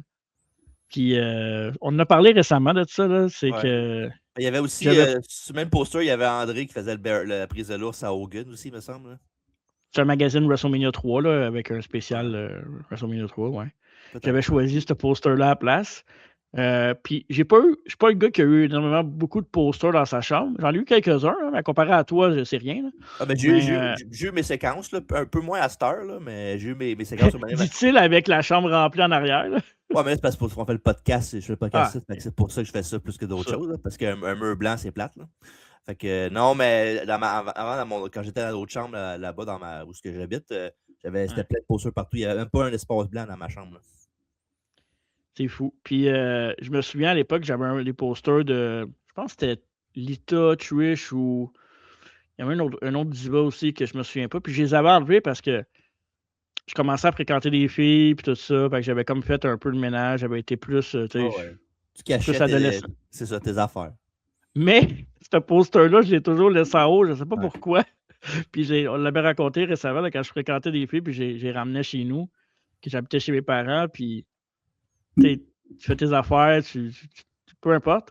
Mais tu as le poster de WrestleMania 3 entre Savage puis Steamboat en haut. Fait que, c'est ça. Puis pour ceux qui se rappellent pas, qui s'appellent peut-être du poster, ben il y a cette image-là, il y a le choke de Steamboat et Savage. Tu as le bear hug d'Hogan puis André. Puis t'as aussi Fabrice Moula qui tient la couronne du roi dans l'oreiller. Là. Je me rappelle de ça aussi. J'espère que quelqu'un écoute le podcast avec ces 3 indices-là va peut-être trouver le poster, ce serait malade. Hey, moi, je le reverse, ce poster-là. Je suis pas prêt à payer un prix de fou, mais. Non, pas 50$ pour ça, mais si vous l'avez pour un petit 5-10$, on va l'acheter. 50$. T'es malade dans la tête, tout collé ça. En bas de 100$, je penserais. Pour le gag, arrête, là. Puis check en haut, juste en haut de mes ceintures et mes bonhommes, il y a une belle plage, je pourrais le mettre là. Puis tout au long du podcast, qu'on fait le podcast, c'est vrai. Ah, come on, faudrait le trouver. On va se mettre là-dessus. Là. Je peux pas croire qu'il n'y a pas des anciens aussi qui sont prêts à trouver ça. Avec tout le monde qu'on connaît dans les auctions, dans la même, il va pas me dire qu'il y a pas Chris qui s'en rappelle pas. Là. Non, c'est sûr. Il y a quelqu'un qui a ça chez eux. Là. On m'a demandé à O'Kane. Tantôt. O'Kane, ouais. O'Kane, ce serait le gars, je pense, idéal pour ça. Il serait. C'est ça. Puis évidemment, WrestleMania 3, on en a déjà parlé souvent, mais c'est un match qui a été écrit à la virgule près, que c'était vraiment, vraiment très compliqué. Puis ça, c'est Randy Savage qui voulait vraiment que le match soit parfait là, à l'époque. Écrit à la lettre. À la lettre. Puis ça avait été difficile pour Steamboat de faire le match. Il avait trouvé ça dur parce que Savage voulait vraiment, vraiment, vraiment pas laisser rien au hasard. Là. Puis si un tu veux pas piss off, c'est bien Savage. Là. Mais est-ce que Savage faisait tout ça avec tous ses opposants, tous ses gros matchs en général? Juste ses gros matchs, je pense. Mais peut-être pas, il faisait peut-être pas ça avec Hogan, peut-être. Là. Mais je suis sûr qu'il faisait ça avec ses gros matchs. Je pense qu'il le faisait. Là. Mais à part Steamboat, il n'y a pas vraiment d'autres exemples que j'ai vus par la suite. Là, mais c'est fort possible. Ouais. Puis je suis curieux parce que le match contre Flair à WrestleMania 8, c'est ça? Hein? Je me trompe tout le temps de 7-8, c'est 8. Avec Savage, ouais. Ouais. Ce match-là aussi, il avait été pas pire. Je l'avais trouvé bon aussi, là, mais pas autant que celui-là qu'on est en train de parler, là, évidemment. Mais ouais, je serais curieux de savoir. Bon, évidemment, on ne rencontrera jamais Ric Flair dans notre vie. Là, en tout cas, j'en serais très étonné, là, mais ce serait une question que je poserais. Ça. Mais le pire, c'est que je suis en train de checker ça. Macho Man à WrestleMania, ça pourrait être un bon podcast comme on l'a fait avec Shawn Michaels. Là. Quelqu'un qui nous a proposé Taker ouais. Avec la streak, ça fait du sens. Là. Ouais, mais il semble que c'est moins commun faire peut-être Savage que faire Taker. Là. Taker, beaucoup de monde ont peut-être plus fait. En même temps, tout a été fait anyway. Là. Mais non. On peut faire les deux aussi. Là, absolument, les deux. Puis, tu sais, je dis ça même, on va juste faire ça à temps de WrestleMania. On peut faire ça n'importe quand aussi. Là. Mais Taker, le premier, ça va être le même que Shawn Michaels. Là. Oh, ouais, absolument. Puis ça veut juste dire c'est quoi le numéro 1 aussi. C'est quoi, là? C'est quoi? Ben, c'est contre Steamboat, là. Ah oui. Le deuxième, c'est contre Key Warrior. Alors, c'était pas à WrestleMania, ça, c'était à SummerSlam. C'est à WrestleMania, qu'est-ce que tu me posais une petite colle, toi, là? Tabarnak. Parce que toi, je sais que ce match-là, tu le mets vraiment en haut, là. Ouais, mais je mettrais Steamboat pareil, là, premier, mais ça serait un A, un B. Voilà. Ben, je dis ça parce qu'on s'avait assigné avec Hogan Warrior puis Warrior Savage. Parce que moi, je suis un gros fan de WrestleMania 6. En tout cas, je sais quel match ça va être, en tout cas, qui ne sera pas numéro 1. C'est son match contre Crush à WrestleMania 10. Pas Adam Bomb. Celui qui s'est fait accrocher les pieds. Là. Ouais, tout Crush. Là. En tout cas, il y a le match contre Nathan Jones qui va être très bas dans le classement aussi à WrestleMania. Nathan Jones puis Albert, c'est un handicap. Ok, toi, tu parles de Taker. Moi, je parlais de Savage. Ah, Savage. ok. Ah oui, ben. J'avais vu Randy Savage contre Nathan Jones. C'est quoi ce match-là? Hey, Dream Match. Hey, ouais, non. Plus Nightmare Match, là, mais bon, c'est correct. Et évidemment, on va revenir à nos moutons. Et à WrestleMania 3, donc un combat qui avait. On va revenir à nos dragons, on va dire ça comme ça à la place. Un combat qui avait été extraordinaire, qui avait été voté Match of the Year par Pro Wrestling Illustrated et le Wrestling Observer, ton bon ami que j'aime pas. Et aujourd'hui, ben, c'est toujours considéré comme un des meilleurs matchs de WrestleMania et meilleur match du monde de la lutte tout court. Donc, pour l'émotion est importante. Oui, il y a les moves, mais l'émotion est très importante. Puis j'ai vu une vidéo récemment, je pense que c'est Chris Van Vliet qui m'en a merdé pourquoi il n'avait pas mis 5 étoiles au match de Taker puis Sean à WrestleMania 25. C'est quand même anniversaire. Puis il a dit comme quoi que c'était. Ben, il avait donné 4 et 3 quarts, mais qu'il trouvait que c'était pas un 5-star match à cause d'une couple d'affaires qui est. Je sais pas trop. Puis j'ai ri parce que il a son opinion, il a droit à son opinion comme tout le monde. Mais Chris, il a le droit. si ça, c'est pas un match, mais faire 5 étoiles, c'est ça. OK. Ouais, c'est ça. Bon, comme dirait notre ami Luc Cochon, de retour au programme en cours. Quelques semaines après avoir gagné le titre intercontinental, c'est un combat historique à WrestleMania. Steamboat avait demandé du temps off à la WWE parce qu'il y avait un nouveau-né qui allait naître, donc son premier fils, en fait, qui allait naître, Richie Richard Steamboat? Jr. Hein? Richie Steamboat, qui était Ouais. à NXT par la suite. Ouais, exact. Ah ouais, NXT? Ben oui, son gars était à NXT, mais sa carrière s'est finie parce qu'il y a eu trop de commotion, fait qu'il a arrêté de lutter. Mais son lutteur, son fils avait un bel avenir à NXT. Quand NXT avait commencé, quand Rollins avait gagné la belt, là, il était là, Richie Steamboat. Il avait fait quand même peut-être un an et demi à NXT. Il était bon, mais comme je te dis, il y a beaucoup de blessures, puis il a pris sa retraite malheureusement à cause de ça. Puis ça n'avait pas bien été pour Steamboat. Ça avait été très mal reçu par les officiels de la WWF à l'époque parce que, entre autres, Steamboat vient de battre Randy Savage, qui était une grosse star. Puis, on vient de donner la Workhorse Belt, là, puis du coup, tu veux t'en aller faire les bébés. Puis... En même temps, c'est pas un knock contre Steamboat. Il a le droit d'aller avoir du temps off pour s'occuper de son enfant et sa femme. Là. Mais d'un point de vue business, d'un côté Vince McMahon, je peux comprendre qu'il est en tabarnak contre lui après qu'il ait mis ce temps-là pour la storyline. Là, on te donne la belt, puis 4 mois plus tard, tu viens me voir avec tu veux du time off. Là. Sauf que, tu sais, je veux dire, ça prend 9 mois là, pour avoir un enfant. 10 mois, 9 mois, 10 mois, c'est 9. Fait que, maintenant, tu savais sûrement. Mais bon, je peux comprendre le côté de Steamboat, mais je peux comprendre le côté de Vince aussi. Les deux, je peux comprendre les deux côtés. C'est ça. Exact. Puis, ils ont décidé de punir Ricky Steamboat. Au début, il était supposé de dropper à Bell contre Butch Reed. Puis, la soirée qu'il était supposé de dropper à Bell, Reed ne s'est pas présenté. Il a fait un no-show. Fait que, finalement, Steamboat va dropper à Bell contre Honky Tonk Man un petit peu plus tard. Ça, c'est weird, par exemple, parce que ça a l'air que ça a été démenti par une couple de monde qui travaillait là. Pour vrai? Ah ouais? C'était pas vrai. Que c'était genre une légende urbaine, que c'était toujours censé être Honky Tonk Man gagner à la belt. Fait que c'est savoir qui tu crois, là. En même temps, on dirait que je crois plus la version que c'est Honky Tonk Man, parce que je vois pas Butch Reed battre. Quoique, si tu peux faire un knock à Steamboat, c'est plus un knock de le faire appel contre Butch Reed que contre Honky Tonk Man. Non, c'est le contraire, parce que Butch Reed était plus respecté que Honky Tonk Man, puis c'était plus un tough guy qu'Honky Tonk Man. Là. Puis il y avait quand même un semblance de push à l'époque. Butch Reed, c'était pas un jobber to the stars. Là. Il y avait quand même un semblance de push avec Slick à ses côtés. Je ne le ferai pas 2 fois. Puis non, c'est ça. Puis non, je pense que ça a été mieux pour lui de perdre contre Butch Reed que contre Honky Tonk Man. Ouais. C'est ça. Puis après ça, il a été puni. Après ça, il est revenu à temps pour le Survivor Series de 1987, qui est aussi le premier Survivor Series de l'histoire, TJ. Je ne me trompe pas? Oui. Parfait. Je vais juste être sûr. Oui. À ce moment-là, la WWF était quand même encore en crise contre Steamboat. Puis, c'est ça. Il jobbait pas, mais mettons qu'il ne donnait pas de grosses rivalités puis il ne donnait pas de grosses victoires de push. Là. Fait que, c'était pas un job total, mais mettons qu'il n'y avait plus rien d'important pour lui pour l'avenir parce que. Dans les house shows, il était quand même encore populaire puis il y avait encore une couple d'affaires, mais côté télévisuel, non. Il faisait des squash matchs, c'est pas mal tout. Ouais, c'est ça. Après ça, il a battu Ravishing Rick Rude par disqualification au Rumble 1988. Exactement. Et il va rentrer dans un tournoi pour le titre WWF qui était vacant à l'époque, évidemment pour le fameux WrestleMania 4. C'est ça. Fait que Steamboat avait fait des vignettes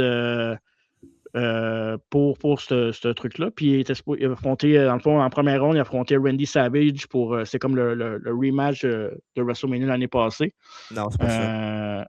Il avait affronté Valentine en première ronde. Oui, mais il était supposé d'affronter Randy Savage. Non, c'est ça que le monde voulait qu'il arrive, mais il avait perdu contre Valentine. C'était voulu qu'il perde contre Valentine parce qu'il voulait pas mettre Steamboat contre Savage parce que c'était face contre face. Puis il voulait pas que ça overshadow l'histoire de l'année d'avant. Puis que tout cas, il y avait la raison pour ça, là, mais ils l'ont pas fait. Non. C'est beaucoup de monde chialait, disait que vous avez eu la chance OK, c'est les fans qui voulaient ça. C'est pas le match qu'ils étaient supposés faire. Okay. Ouais, vous auriez eu la chance d'avoir Steamboat contre Savage à WrestleMania 4 l'année d'avant, mais l'année d'après, ben, eux autres, ils voulaient absolument pas que Savage affronte Steamboat parce qu'ils voulaient que Savage gagne sa belt en battant juste des heels.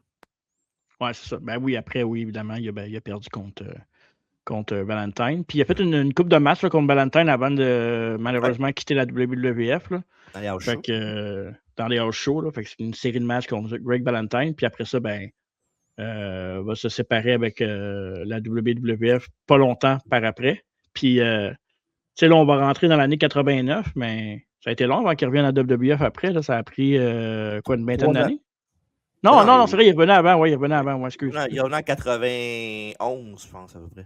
Ouais. Excuse-moi, 91. Ouais, il est allé au Japon avant. Japon, puis à Crockett aussi. Ouais, NWA, ouais, c'est ça, exact.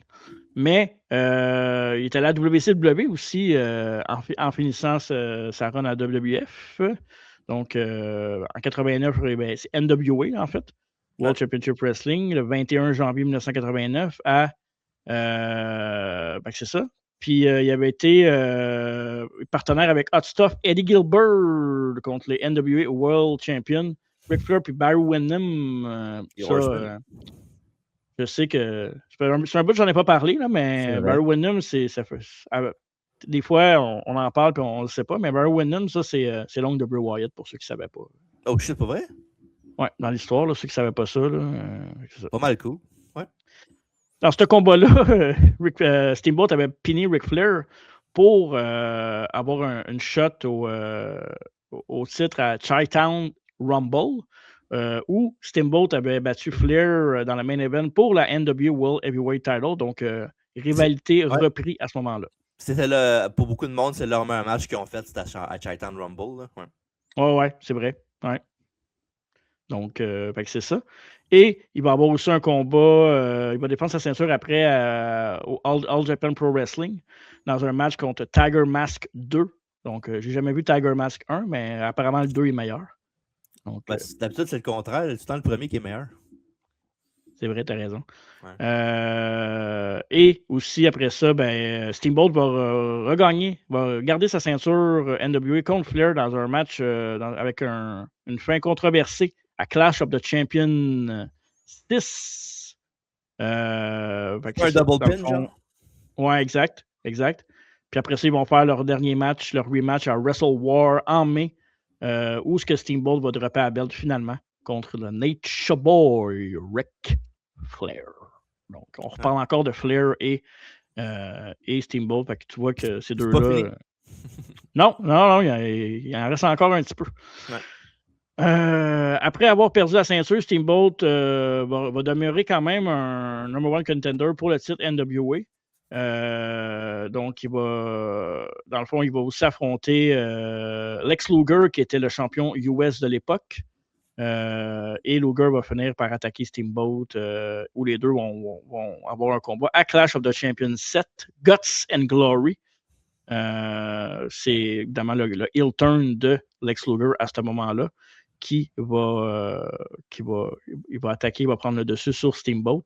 Puis c'était pour le number one contender. Puis après ça, ben, il y a eu un match, pas de disqualification entre Steamboat et Luger à Great American Bash. Le Great American Bash pour le titre.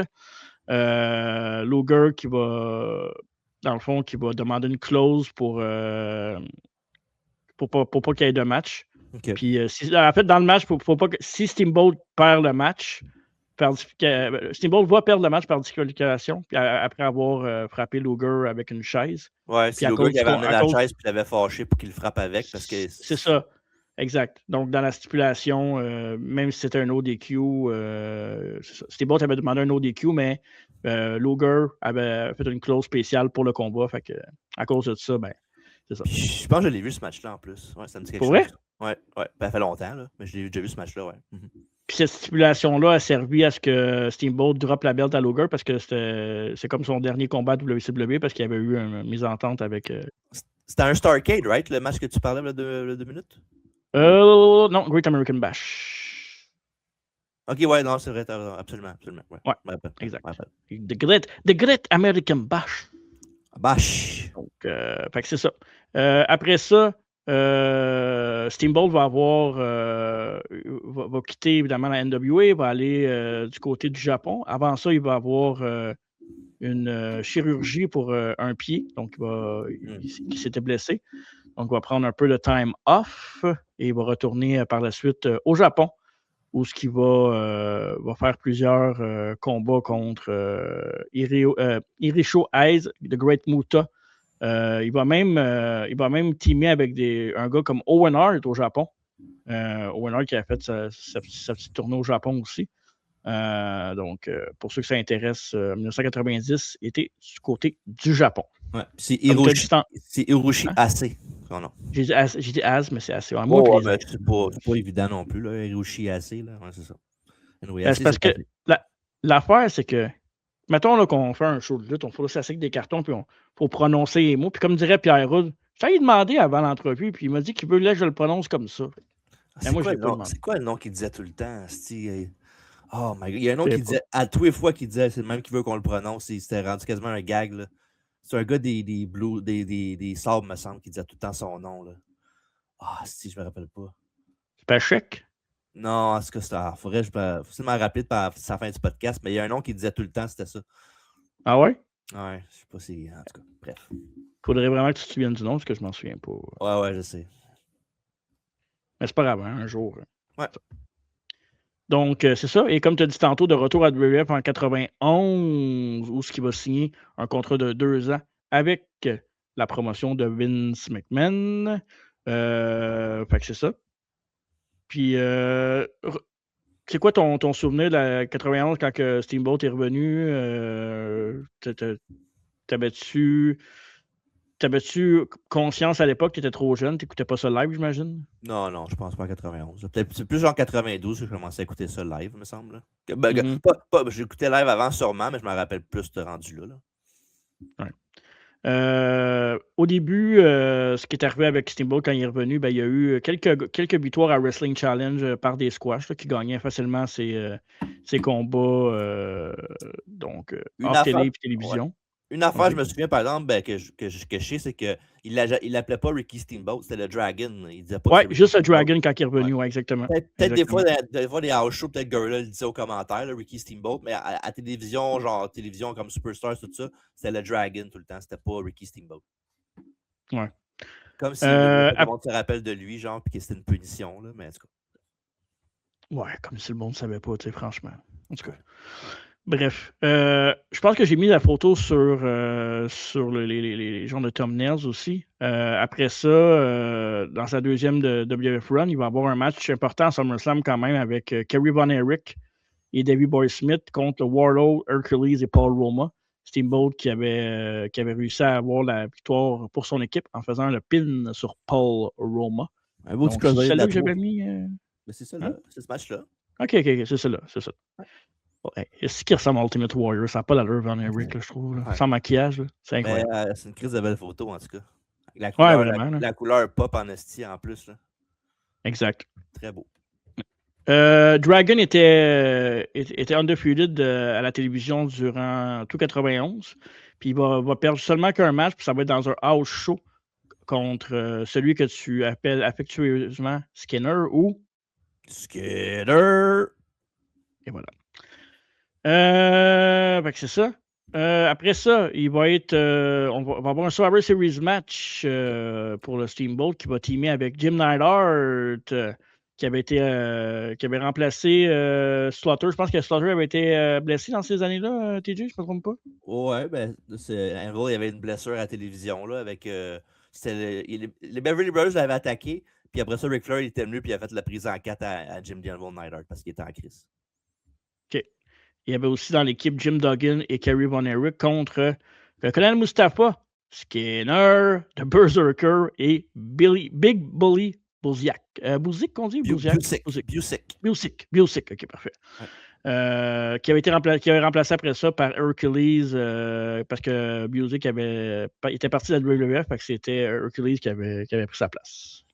Ouais, mais c'est ça, mais il n'était pas dans ce match-là, Ricky Steamboat. Il devait être dans le match, mais Il devait être dans le match, oui, c'est ça. Il l'avait Ouais, vas-y. Il l'avait enlevé. Oui, c'est ça. Ouais. Exact. Puis à la place, c'était Slaughter, Duggan, Tornado, puis El Matador contre Mustafa, Berserker, Skinner, puis Hercules. Il y avait une couple de substitutions dans ce combat-là parce que souvent, le WWF, ce qui arrivait rendu à ce temps-là de l'année, il y avait une couple de gars souvent qui quittaient la compagnie. Fait que fallait qu'ils trouvent des remplaçants plus sur Survivor Series. Puis dans les années, il y en a eu vraiment, vraiment beaucoup. Même que dans Survivor Series, c'est peut-être pas un mauvais podcast à faire sur les remplaçants des matchs, puis tout, pour quelles raisons qui n'étaient plus là, puis tout ça. Fait que ça dans mon calepin. Yes. Après ça, ce qui devait arriver, c'est que Steamboat était censé perdre une coupe de match contre Undertaker pour rendre Undertaker plus fort. Ce que Steamboat avait refusé de faire à l'époque de perdre contre Undertaker. Pourquoi? Je sais pas, aucune idée. Sûrement parce qu'il voulait juste pas faire de fleurs à WWE et qu'il était un peu en désaccord, là, j'imagine. Mais je pense qu'il avait donné sa notice à la compagnie qui le retenait à CW ou whatever, ou qui voulait s'en aller. Puis il voulait pas que Steamboat genre ait un chien avant de partir. Fait qu'il voulait il voulait le faire jobber le plus possible avant qu'il parte là, pour ternir son nom un peu. Là. Je pense parce que les autres, dans le fond, ils buildaient Taker pour se battre contre Hogan pour la belt en 91. Oh ouais, mais c'est quasiment dans ces temps-là. C'est dans ces temps-là, absolument. Puis dans le fond, celui qui a remplacé Steamboat pour faire la job, c'était Kerry Von Erich, là, qui était pas mal associé à Steamboat dans cette même période-là de la carrière de Steamboat. Exact, oui. Après ça, pendant ce temps-là, Steamboat avait demandé à Pat Patterson de worker comme un heel. Puis il avait demandé aussi de lutter avec un masque là, pour pas que le monde le reconnaisse et que ça ne nuise pas à sa réputation. Puis Patterson avait dit non, t'es un babyface. Puis on va savoir que c'est tout là. Ouais, c'est ça, exact. Ouais. Pas un mauvais move de Pat Patterson. Je comprends pourquoi il a fait ça, mais je comprends pourquoi Steamboat voulait peut-être essayer autre chose vu qu'il voyait bien que ça menait nulle part. Tu comprends, OK? Après ça, il va retourner, comme tu as dit tantôt, à la WCW. Où il va lutter un petit peu plus en équipe à ce moment-là. Puis il va être le partenaire surprise de Dustin Rose, qui avait été. Dans le fond, son partner, c'était Barry Windham à l'époque. Qui était blessé, ouais. Qui avait été blessé. Puis Steamboat puis Rose avaient gagné les championnats par équipe, qui avaient battu The Enforcer, Arn Anderson et Larry Zbyszko, un des préférés de Mathieu Saint-Jacques. On le salue s'il est à l'écoute. On ne parle pas souvent assez de Larry Zbyszko dans nos podcasts, et là, on le fait. Donc, c'est ça. Check ça comment qui est babyface là-dessus, Dustin Rhodes, Goldust. C'est fou, hein? Ah ouais. Il était dû pour une coupe de cheveux dans ce temps-là aussi. Ouais, puis... Mais je l'écœurerais pas pareil. Je suis pas mal sûr que c'était un tough pareil. Ouais. Donc, c'est ça. Puis, je me souviens bien, je pense que Windham s'était fait blesser par les Four Horsemen. Il avait fermé une porte de chasse à la main de Windham, je pense. Ah, pas vrai? Ouais, c'est le même qui l'avait blessé. Puis ça, il y avait un casque, je pense. C'est malade, ça. Ouais. Ça quand tu as un casque, tu peux pas avoir une mauvaise storyline quand quelqu'un a un plâtre. C'est impossible. Ouais, absolument. Impossible. Pour ceux qui écoutent en français et que casque, ils ne savent pas c'est quoi, ils pensent peut-être que c'est un casque de vélo ou un casque de bicycle. Un cast, ouais, c'est ça. Ou un Dreamcast, peut-être. Peut-être que le monde pensait que Dreamcast, ouais. Ou un petit cast. Exact. Après ça, ils vont perdre. C'est sa première ceinture par équipe du côté de la WCW pour Ricky Steamboat, pour les amateurs de statistiques. Et ils vont perdre les ceintures par équipe, tout. Arn Anderson et son nouveau partenaire, Bobby Eaton, 1992. Évidemment, Bobby Eaton, le centre du... fuck, j'ai manqué ma joke. L'inventeur du centre Eaton. J'ai manqué ma joke, fait que je ne ferai pas de bruit de tambour parce que j'ai manqué ma joke. Hey, pour vrai, je la trouvais de bonne en plus. Pour une fois, je trouve tes blagues bonnes. Je m'en veux. J'étais tellement content de ma joke que je l'ai botché. Oh, yes. Hey, c'est bon, ça. OK. Fuck. Après ça, après cette défaite-là, Steamboat va commencer à être en rivalité avec Dangerous Alliance. Donc, ça va être dans le bout tout ce qu'ils vont faire aussi les War Games à Wrestle War. Puis apparemment que ce match-là a reçu un 5 étoiles par Dave Meltzer. Ouais, c'est vraiment le meilleur War Games de l'histoire pour bien du monde aussi. Là. OK. Fait que peut-être que ce serait bon. Il faudrait que je le regarde. On l'a-tu regardé ce match-là? Je pense pas. Ouais. Bon, on n'a pas regardé le temps de WCW, là, remarque. Là. On a fait quoi? Faudrait. Une vingtaine de shows, Ouais, give or take, peut-être, des WCW? ouais, peut-être. Ouais, je vais le mettre dans ma liste de matchs à regarder. Ça serait intéressant, je pense. Donc, c'est ça. Puis, après ça, il va avoir son combat aussi contre Rick Rude pour le titre US à Super Bowl 2. Puis, les deux vont faire dans le fond, un non-title match plus tard dans leur rivalité dans un Iron Man Challenge à Beach Blast, où ce que Steamboat avait battu Rick Rude, en fait. Ça, ces deux combats-là, Super Bowl 2 puis Beach Blast, on a fait les deux les deux pay-per-view. Ça, je m'en souviens. Ouais, fait que allez voir si vous ne l'avez pas vu. Puis, si je ne me trompe pas, ce match-là, on avait donné des grosses notes à pas. Ouais, c'était genre des 4 écarts, 4,5 faciles, me semble. Exact. Je me souviens très bien. On faisait-tu des notes dans ce temps-là? Peut-être pas. Je pense que oui. Non? Je suis pas sûr. Peut-être un des deux, mais peut-être pas les deux. Super Bowl, je me rappelle qu'on a donné une note, mais Beach Blast, je suis pas sûr. Est-ce que tu mets encore les notes de tous les shows qu'on fait sur le. Ouais, les reviews qu'on fait, j'ai mis toutes, mais des fois, j'oublie. Je suis pas à jour là. Je pense que le dernier que j'avais marqué, c'est New Year's Final Four. Fait que ça fait un petit bout quand même, mais pas tant. Peut-être 3-4 shows que j'ai pas marqué, mais je vais le faire après le podcast. Ouais, fais donc ça. Mets-toi donc à jour, Chris. Calme-toi, là. Ils sont tous là à part genre 2-3. Là. Comment? Ils sont tous là à part 2-3, là, calme-toi. Là. Bon, ok, je me calme. Je suis calme, là, mais attends pas que je m'énerve, par exemple. Ouais, c'est ça. Parce que quand je m'énerve, je peux pas avoir, hein? Même quand tu te fâches pas. Bon, ça, c'est fait pour Nick. Ouais. Parfait. Nick, c'est un de mes plus grands fans. T'as-tu vu? Mes fans commencent à sortir tranquillement. Hein? T'as-tu vu que ça commence à se dégêner? Là? On dirait qu'ils sont behind Marco un peu plus. Là, souvent, c'était plus en arrière de toi. Là, mais... Il en faut bien. Hein? Quand c'est rendu 100% pour moi, il faut bien que ça soit 80-20 un moment donné. Là. Mais je pense qu'ils ont compris que j'étais un tough son of a bitch. Je pense que c'est ça. Ouais, t'es pas tough. Un son of a bitch. C'est ça. Bon, attends, celui-là, je pense qu'il le mérite. Ah non. Voilà. Si je t'en ai de ce podcast, ça n'a aucun sens. Arrête, ça te tient en vie. Ouais. Tu vois qu'il n'y a pas grand-chose qui me tient en vie. Hein. 475e épisode, d'ailleurs, celui-là. Sacrément. C'est ça? Ben, je sais pas. Je crois là-dessus, je sais pas. Ouais, 460. On était à 25 épisodes du 500. Ça, on va faire quoi, ça, cet été, genre? Ouais, ça tombe mal, par exemple. Un 500e l'été, là. Ben là, pas grand monde qui check. Je sais pas c'est quand, j'ai pas fait les calculs. Ouais, c'est à peu près mi-juillet. On en fait 2 par semaine, fait que c'est ça. Mais ça, il va falloir faire de quoi de très dios. on va s'arranger. Ouais. Parce que 500, pas rien. Il nous faudrait une grosse entrevue pour le 500e. Rick Martel.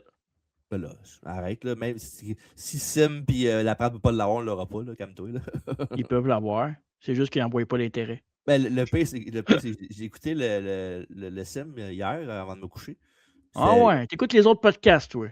Ben, quand c'est intéressant, c'est une affaire qui. Puis tu fais de la publicité en plus. Ben, je fais pas de la pub, je dis ce que j'ai regardé. Continue. Mais c'est ça, j'ai regardé, puis c'était Bertrand Hébert qui parlait de Ricky Big Martel. Event. Big Event, puis je trouvais ça super intéressant d'écouter ça. Puis à la fin, ben, Marc Blondin, il se têtait tout le temps l'entrevue à la fin. Là. Ah ouais? Ouais. Ben, c'était. Parce que il fait bien. Il dit Martel me l'a promis, puis c'est un gars de parole. Puis le Bert était genre, il disait oui, mais il était évasif un peu. Là, fait que on va voir. Un gars de parole, ben toi, il veut pas avec toi. Non, ouais, c'est ça. Eh non, Marc, c'est un bon intervieweur, pour vrai. Là. Ouais. Un bon intervieweur, puis une voix. Une voix hors du compte. Ouais. Pour venir au programme en cours. C'est ça que j'allais dire aussi. Je sais. Je t'ai rendu où? Ouais, c'est ça. Après ça, ben, tu sais, durant cette période-là, il bataillait beaucoup pour le titre, c'est soit Tag Team ou US. Quoiqu'il y a eu quand même quelques chances avec le titre télévision aussi. Ben, il a été World Television Champion, en fait. Il avait battu Stunning Steve Austin pour gagner justement son premier titre de la télévision à la WCW. Et ça, c'est pas la photo que j'ai mis. Ouais, bonne petite feud. Est-ce que je l'ai mis, cette photo-là? C'est celle-là? Ouais. Non, c'est pas Austin. Oui. Non, c'est pas Austin. Ben oui, c'est Austin, ça. Mais non, il n'a jamais porté de pantalon de même. Steve Austin rayé. Là, ben oui, c'est Austin, ça. Non, c'est pas Austin, ça. C'est pas Austin? Non, c'est pas Hollywood Blonde, ça, sur le côté? Non, on dirait le Love qui est marqué LOL quelque chose, je sais pas. Mais c'est pas lui, ça. Ça, c'est le temps de la WWF, ça, en Dragon, me semble. Ça? Ah oui, pas mal sûr que oui. Oh, là, je te fais douter, hein? Ah non, c'est parce que je vois pas Ok. je vois pas que c'est marqué ses culottes, mais. La seule affaire qui me fait hésiter, c'est la coupe de cheveux, là. Mais j'ai jamais vu pas des pantalons de même dans sa vie, là. J'ai jamais porté de pantalon en point. Et contre qui? Il avait gagné la ceinture contre Stunning Steve Austin de télévision. Contre qui qu'il avait perdu? Question quiz. T'en souviens-tu? Ben, c'est C'est pas un gars, genre. un gars de notre époque quand même. Là. Un gars bon qui est devenu drôle après un peu aussi. On m'a dit Johnny B. Bad, mais c'est pas ça. Non. C'était DP? Non. Non, je sais Mais pas. c'est dans le même range que DDP dans le sens où. Ouais. Scotty Flamingo. Ah, t'étais proche, c'était Scott Steiner. Ah, shit, ok. Donc, ouais, il avait perdu son titre, c'est ça, son titre télé contre Scott Steiner par la suite. Dans sa deuxième titre tag team, il avait gagné la ceinture NWA, WCW, là, si vous voulez, c'est un merge ensemble, c'était unifié, là, avec Shane Douglas, donc c'est ça, à Clash of the Champions 21, puis il avait battu Barry Windham et Dustin Rhodes par la suite. Et il avait perdu la NWA et la WC title contre The Hollywood Blonde par la suite aussi, contre Brian Pillman et Stunning Steve Austin, contre Steve Austin. Donc, c'est ça. Fait que, quand même assez intéressant pour cette histoire-là. Tag team et télévision entre les années 92 et 93 pour Steamboat. Puis il y avait eu un deuxième titre aussi télé en 93 qui avait battu Paul Orndorff pour le titre. Puis il avait reperdu la ceinture contre Lord Steven Regal par la suite à Starrcade 93. Ouais. Donc, c'est ça. Après ça, en 94, de retour pour le titre US et ça va être aussi l'année de l'année qu'il va se retirer du monde de la lutte.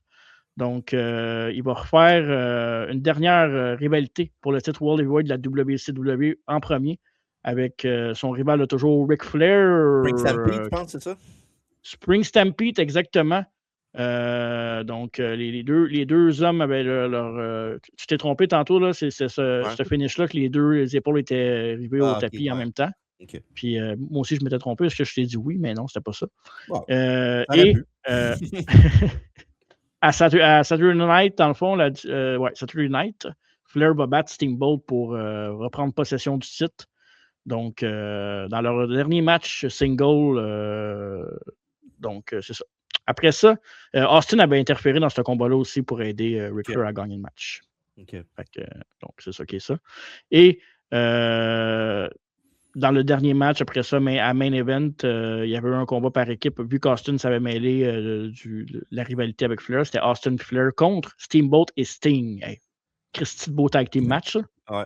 Puis il y avait pas son dernier match, c'était pas peut-être contre Steve Austin, puis il y avait une blessure. C'était à quoi? Bash at the Beach, ça? Bash at the Beach, c'est un US title shot à Bash at the Beach. Mais. C'était Jim Duggan qui avait pris la place de Steamboat, right? En fait, Austin a battu Steamboat à Bash of the Beach. Le rematch était supposé d'avoir lieu à Clash of the Champions. Oui, c'est ça. Puis là, il s'est blessé au dos, puis il pouvait pas prendre il pouvait pas faire le match, puis c'était Duggan qui avait effectivement pris sa place. Il avait battu Austin en genre même pas 30 secondes.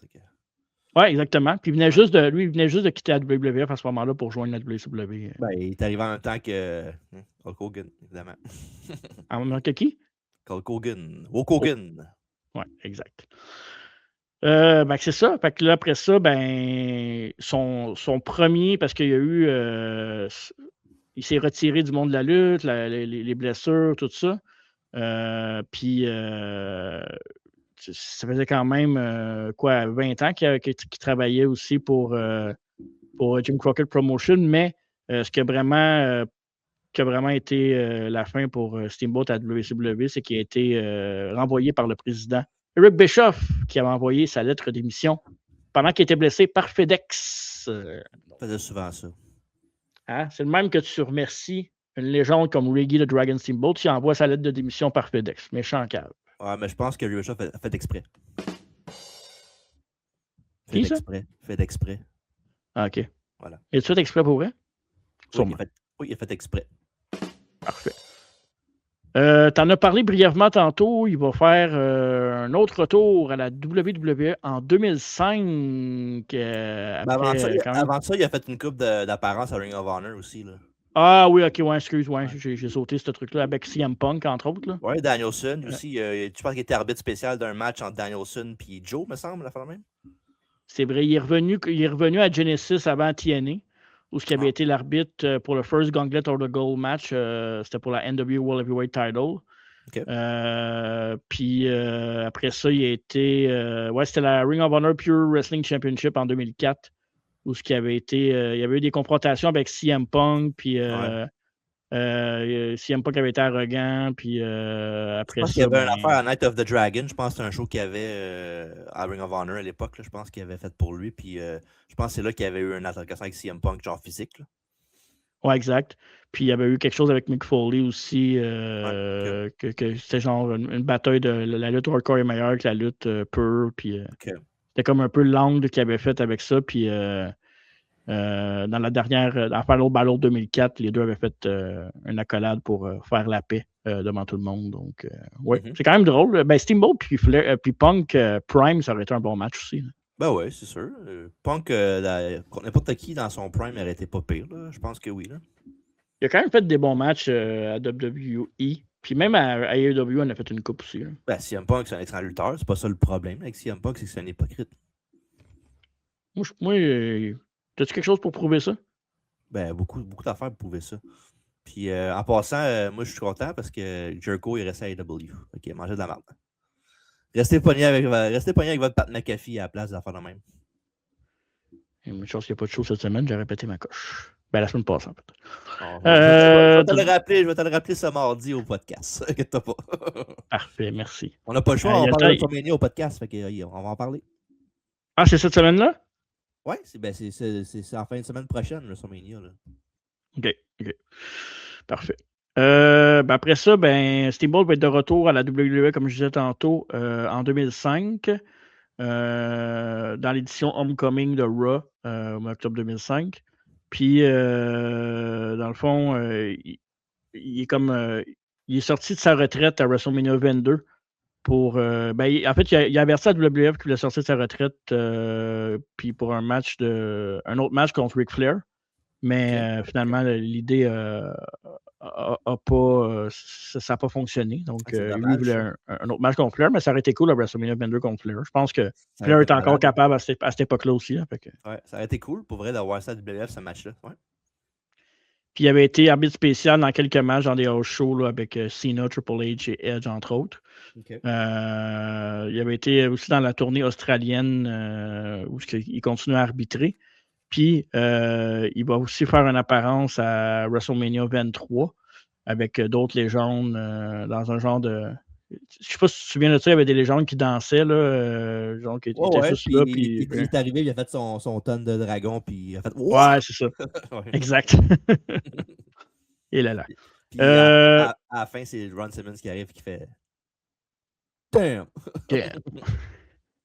Après ça, il est apparu aussi au mois de mars 2008 à l'édition du Raw. Ça, c'était quand Ric Flair avait pris sa retraite le lendemain de WrestleMania.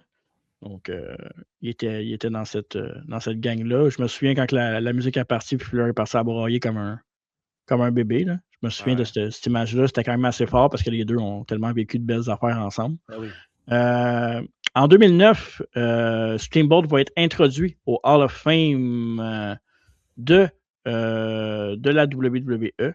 Donc, gros honneur pour lui. Puis, j'ai même pas checké qui l'avait introduit au Hall of Fame. Tu t'en souviens-tu par cœur? Je n'ai même pas regardé. Oh shit, bonne question. Je me rappelle pas. Ouais, j'ai même pas. J'aurais dû regarder, mais. Ça doit être Flair, j'imagine, non? Logiquement. Je pense que c'est Flair. Ouais, je pense que c'est Flair. Je suis pas sûr. Et pas longtemps après ça, c'est Jericho qui a attaqué Steamboat. Puis les deux vont partir une rivalité 1 contre 1, ce qui va donner le premier match de Ricky Steamboat après 15 ans d'inactivité. Puis qui va revenir aussi dans Dans le fond, il était avec Piper puis Snuka. Contre Jericho, c'était les 3 légendes contre 1 dans un handicap match à WrestleMania 25 en 2009. Ouais, c'était dans le temps qu'il y avait la promotion de The Wrestler avec Mickey Rourke et tout. Ouais, puis il avait fait le punch à Jericho, là, c'est ça, parce qu'à la base, il devait lutter contre Jericho, mais c'est les agents de Rourke avaient dit de ne pas le faire finalement. Fait qu'il a fait un compromis en faisant ça. T'aurais-tu mieux aimé que ce soit juste Steamboat Jericho one-on-one à Mania? Je pense que oui, hein? Pas non, mais c'est correct. Jericho, c'est quand même Malgré que... C'est quand même des vieilles légendes, fait que c'est logique qu'il soit 3 pour essayer de battre Jericho, qui est un lutteur actif, qui est à la prime de sa carrière. Là. Puis anyway, on l'a eu le mois d'après à Backlash, même si c'était à plus petite échelle, c'est pas grave, on l'a eu pareil le match. Là. Ouais, c'est ça. Fait que non, mais même à ça, de toute façon, dans ce combat-là, c'est pas mal Steamboat qui fait la majorité des moves. Puis c'était Ric Flair qui l'a induit au Hall of Fame. Ouais, c'est ça, c'est Flair. Ouais. Okay. Fait que c'est ça, c'est pas mal Steamboat qui fait la majorité de la job dans ce combat-là. Donc, c'était cool de revoir ça. Puis, non, je pense que Jericho, c'était le bon gars aussi pour faire ce genre de truc-là, me semble. Ah, absolument. C'était vraiment. Ça avait été bien reçu, dans le fond. Puis ça, c'était un gros moment pour Chris Jericho aussi, d'avoir affronté Steamboat dans ces 2 combats-là, parce que je pense qu'il y a beaucoup d'histoires qui sont sorties là, où tu vois une photo de lui et Steamboat avec un sens d'autographe. Ils ont pris une photo ensemble, puis Jericho est vraiment un peu genre adolescent. Là, puis il en parle beaucoup comme quoi son match préféré, c'était à WrestleMania 3 contre Savage puis Steamboat. Puis il disait que quand il était jeune, il avait beaucoup fait ce match-là avec ses amis. Là, il recréait ce combat-là dans leur sous-sol puis tout. Là, fait que, Et pour les amateurs de statistiques, le dernier match officiel de Ricky Steamboat à la WWE, il avait teamé avec son gars Richie. Il avait battu Trent Beretta et Kalen Croft à Florida Championship Wrestling. Les deux Busters. Ouais. Donc, ça, Trent Beretta, comme vous avez vu après ça, avec Best Friend. C'est Best Friend, hein, c'était ça? Oui, qui est encore à la AEW avec le Don Callis Family. Exact. Donc, c'est ça, c'était en juin, le 18 juin 2010 exactement, pour le jour de la fête des pères. Donc, c'est ça.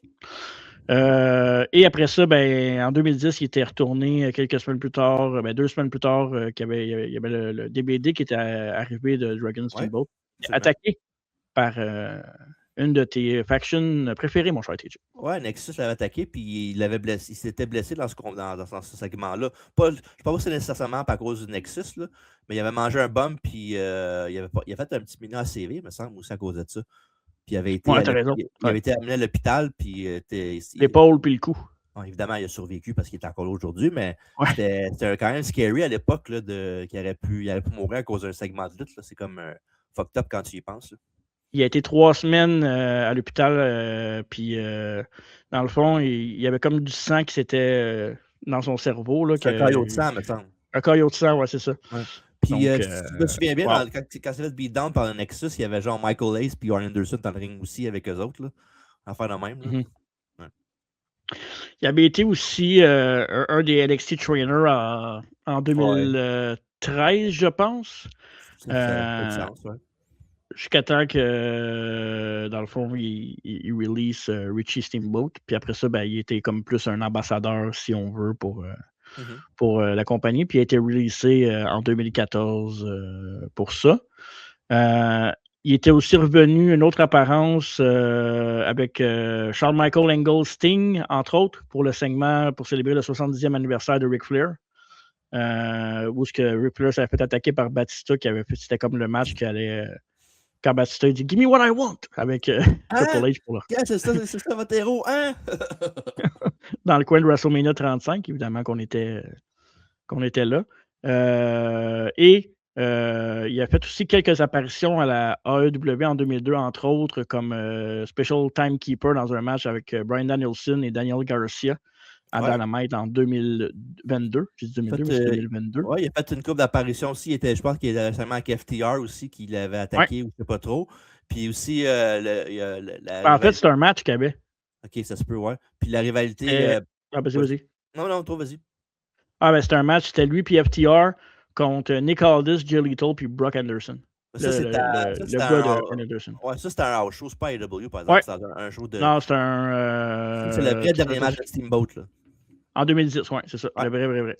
Ouais. Puis quand FTR a tourné Hill à AEW, ben, il avait amené, puis il avait jamais parlé de ça, qu'il avait dit, FTR avait dit, tu nous as pogné parce qu'on a carryé ton vieux derrière parce que tu l'as pu, whatever, puis tout. Puis il y a aussi une affaire qui était cool de Dragon avec la AEW, c'est la rivalité entre Ricky Starks et Bryan Danielson. Ouais, vas-y. Ah, c'était pas CM Punk? Non, c'était Bryan Danielson puis Ricky Starks. Okay. Non, c'est parce que c'était ça, à la base, ça devait être Ricky Starks contre CM Punk, mais c'était ça la rivalité après qu'il soit revenu, là, avant qu'il s'en aille pour de bon. Là. Puis il avait mis Danielson à la place de Punk dans la rivalité contre Ricky Starks. Puis c'est un combat de strap à. Je plus m'échappe, c'est peut-être all Out ou quelque chose, là, Double or Nothing, je sais pas quel show. Là. C'est là que Starks avait fouetté Steamboat avec sa ceinture? Ouais, mais c'est là que Danielson il avait crissé une rince à Starks puis il saignait beaucoup là, dans ce match-là. Ah ouais, ok. Je sais pas c'est quel pay-per-view. C'est-tu Revolution? Non, c'est pas Revolution. C'est soit All Out ou Double or Nothing. C'était un pay-per-view ou c'était pas juste un show? Non. C'était pas Collision, genre? Non, c'était un pay-per-view. Ok. Ah, c'est All Out. Non, c'est All Out. Ok, tu vois. C'était un strap match. C'était un strap match. Strap match, exactement. Ouais. All Out. All Out, ouais. OK, quand même cool. Puis il a été là à Revolution 2024 aussi, il y a 2 ans, pour le match final de Sting. Ouais. Donc, quand même présent dans l'ère moderne de la lutte, c'est cool. Ben oui, il a réussi à faire sa place ici et là. Donc, je trouve qu'il a l'air d'un bon. Il a l'air d'un gars genre, hey, on le fait-tu? On le fait, puis genre, si ça fait du sens, je le fais, mais c'est pas. C'est ça, il a l'air vraiment comme. Puis. C'est pas un gars qui va prendre le spotlight, juste prendre le spotlight. Là, s'il voit que ça vaut la peine, il va le faire. Sinon, il va faire, je vais rester chez nous. Puis tu vois qu'il est très fidèle à ses amis. Là, Sting, Flair, même Punk, il est revenu pour ça. Puis tu vois que, ouais, c'est ça. Il est tout Arn Anderson, la famille. Tu vois qu'il est là pour ces gars-là, pour vraiment. Fait que ça, c'est cool à travers les années. Ils ont commencé dans les années 70, Flair, Sting, tout ça. Puis tes voix là maintenant, puis sont encore capables de. Ils sont là pour les grands moments ensemble. C'est vraiment. Puis je trouve ça cool que de leur vivant, Steamboat et Flair ont pu sharer ces moments-là in ring. Là. Après. Absolument. Ben oui, mais c'est vraiment cool pour eux autres, puis ça donne un thrill pareil. Là. Ah, Chris, oui, man, ça doit être incroyable. Fait que c'est un peu ça qui fait le tour pour la carrière de Dragon Steamboat. Évidemment, il a lutté partout. Il a lutté à All Japan, il a lutté à New Japan, il a lutté à NWA Mid-Atlantic Championship. Il a gagné beaucoup de titres. À travers le club. À travers le club. Match de l'année en 87 contre Randy Savage, WrestleMania 3. Match de l'année en 89 contre Ric Flair à Wrestle War. Tu en parlais tantôt à Chi-Town, c'est ça? Ouais, Chi-Town Rumble. Ouais. Rookie of the Year en 77. Donc, Tag Team of the Year aussi en 78 avec Paul Jones. Donc, on parlait beaucoup de Youngblood, mais avec Paul Jones, il a gagné un petit peu plus avec Paul Jones, puis il a été un petit peu plus longtemps, mais avec Youngblood, c'était plus comme à l'extérieur du ring que c'était. C'est ça. C'était des amis de longue date. Fait que c'est ça qui fait le tour, mon cher, de la carrière de Ricky Steamboat. Puis si je te demandais tous les matchs qui sortent de ton imaginaire pour Ricky Steamboat, on a parlé pas mal de ces gros matchs. Là. C'est ça, je te dirais le match avec les Obvious Ones, là, les matchs contre Flair, pas mal toute la gang. Il n'y a pas vraiment un match contre Flair qui n'est pas bon. Là. Ces matchs-là, contre Savage, contre Roberts. Roberts, un peu moins. Roberts, c'est plus la rivalité que le match. Là. Ouais. Plus l'été sur le concrete qui sort du lot, là, qu'on se rappelle plus. Ouais. Puis ça, je ne l'ai pas dit tantôt, mais apparemment, quand c'est arrivé, Roberts, il dit que c'était comme si sa tête avait fait comme un melon d'eau. Tu sais, quand tu cognes un melon d'eau, c'est comme vide. Ça explose, ouais. Ouais, c'était vraiment intense, apparemment. Ouais. Puis le match à Backlash contre Jericho, là, je te dirais. Là. C'est un bon match. C'est un foutu bon match, ça, à Backlash. Allez voir ça. Là. Ah ouais, c'est un 3 et 3 quarts facile. Là. Exact. Donc, ouais, c'est pas mal ça, ce qui englobe la carrière de Ricky de Dragon Steamboat. J'espère que vous avez aimé. Puis, allez revisiter les classiques. Ricky, ça vaut la peine. C'est un des bons gars de la business aussi. Fait que... Absolument. Fais-tu des entrevues, lui, à distance? Ben, je l'ai déjà vu J'ai déjà vu en faire, là, mais je sais pas. OK, parfait. Allez voir le dernier podcast, l'analyse des classements des combats de Shawn Michaels à WrestleMania. C'est 17 combats classés dans l'ordre par moi, PTJ, par notre humble analyse. L'ordre décroissant, c'est ça qu'on dit? L'ordre des croissants, ça me donne faim, des croissants. Non, pas les croissants à manger, les Ah, des croissants ok. genre... en tout cas, je savais que c'était pas un joke Parfait. là-bas. Et gros mois d'avril, évidemment, on est dans le WrestleMania Season. WrestleMania 14 avec Austin Michaels, le dernier match de Michael avant son premier départ de la WWF avec Mike Tyson comme enforcer. WrestleMania 21 goes Hollywood, très, très solide WrestleMania. Et à travers la table, tous les semaines, à part la semaine passée, 20h30 sur YouTube, Twitch et Facebook. Commencera pas ça, là. À travers la table toutes les semaines, à part la semaine du 14 qu'on a pas fait. Le premier et le deuxième, mais pas le premier. Ouais, le SmackDown. C'est fait, ce podcast-là, arrête. Fait que c'est ça. All right. C'était le fun. Pour vrai, Ricky Steamboat, tu sais, il a pas fait... Oui, il a fait beaucoup de choses quand tu mets la WCW, mais tu vois, pour nous autres, WWF, c'est plus le main shit, là. Mais il a fait beaucoup de choses à WWF quand même quand tu checkes ça. C'est pas juste. Oui, il n'a pas été là. Il n'a pas été là 20 ans, là, comme ben Il était marquant. Là. Mais c'est ça, il était marquant, puis il avait vraiment, vraiment cool. Puis peu importe tout ce qui va, là, c'est tout le temps un plaisir à avoir lutté ou à avoir. Même juste parler, faire des promos, il était quand même bon là-dedans. Je pense que c'est un des meilleurs lutteurs de la WWF qui ont eu. Puis là, quand je parle de pur lutteur, là, ouais, c'est ça. Ouais, absolument. Fait que c'est ça.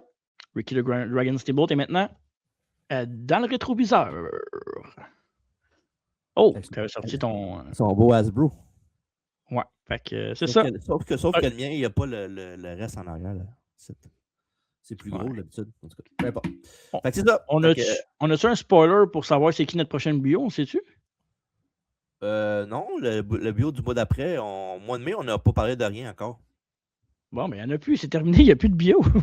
Non, il va en avoir au mois de mai, là, calme-toi. Là. On va au courant.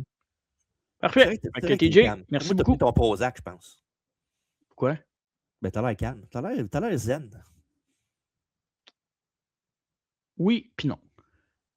On essaie ça de même. Fait que merci d'avoir été là pour la biographie de Ricky Dragon. Merci toi, TJ. Merci. Ça fait plaisir. J'ai aimé ça, c'était bien le fun. J'espère que vous avez apprécié vous autres à la maison. Et ne manquez pas les prochains podcasts. Mais surtout, n'oubliez pas la maison, c'est très important. Allez, bah!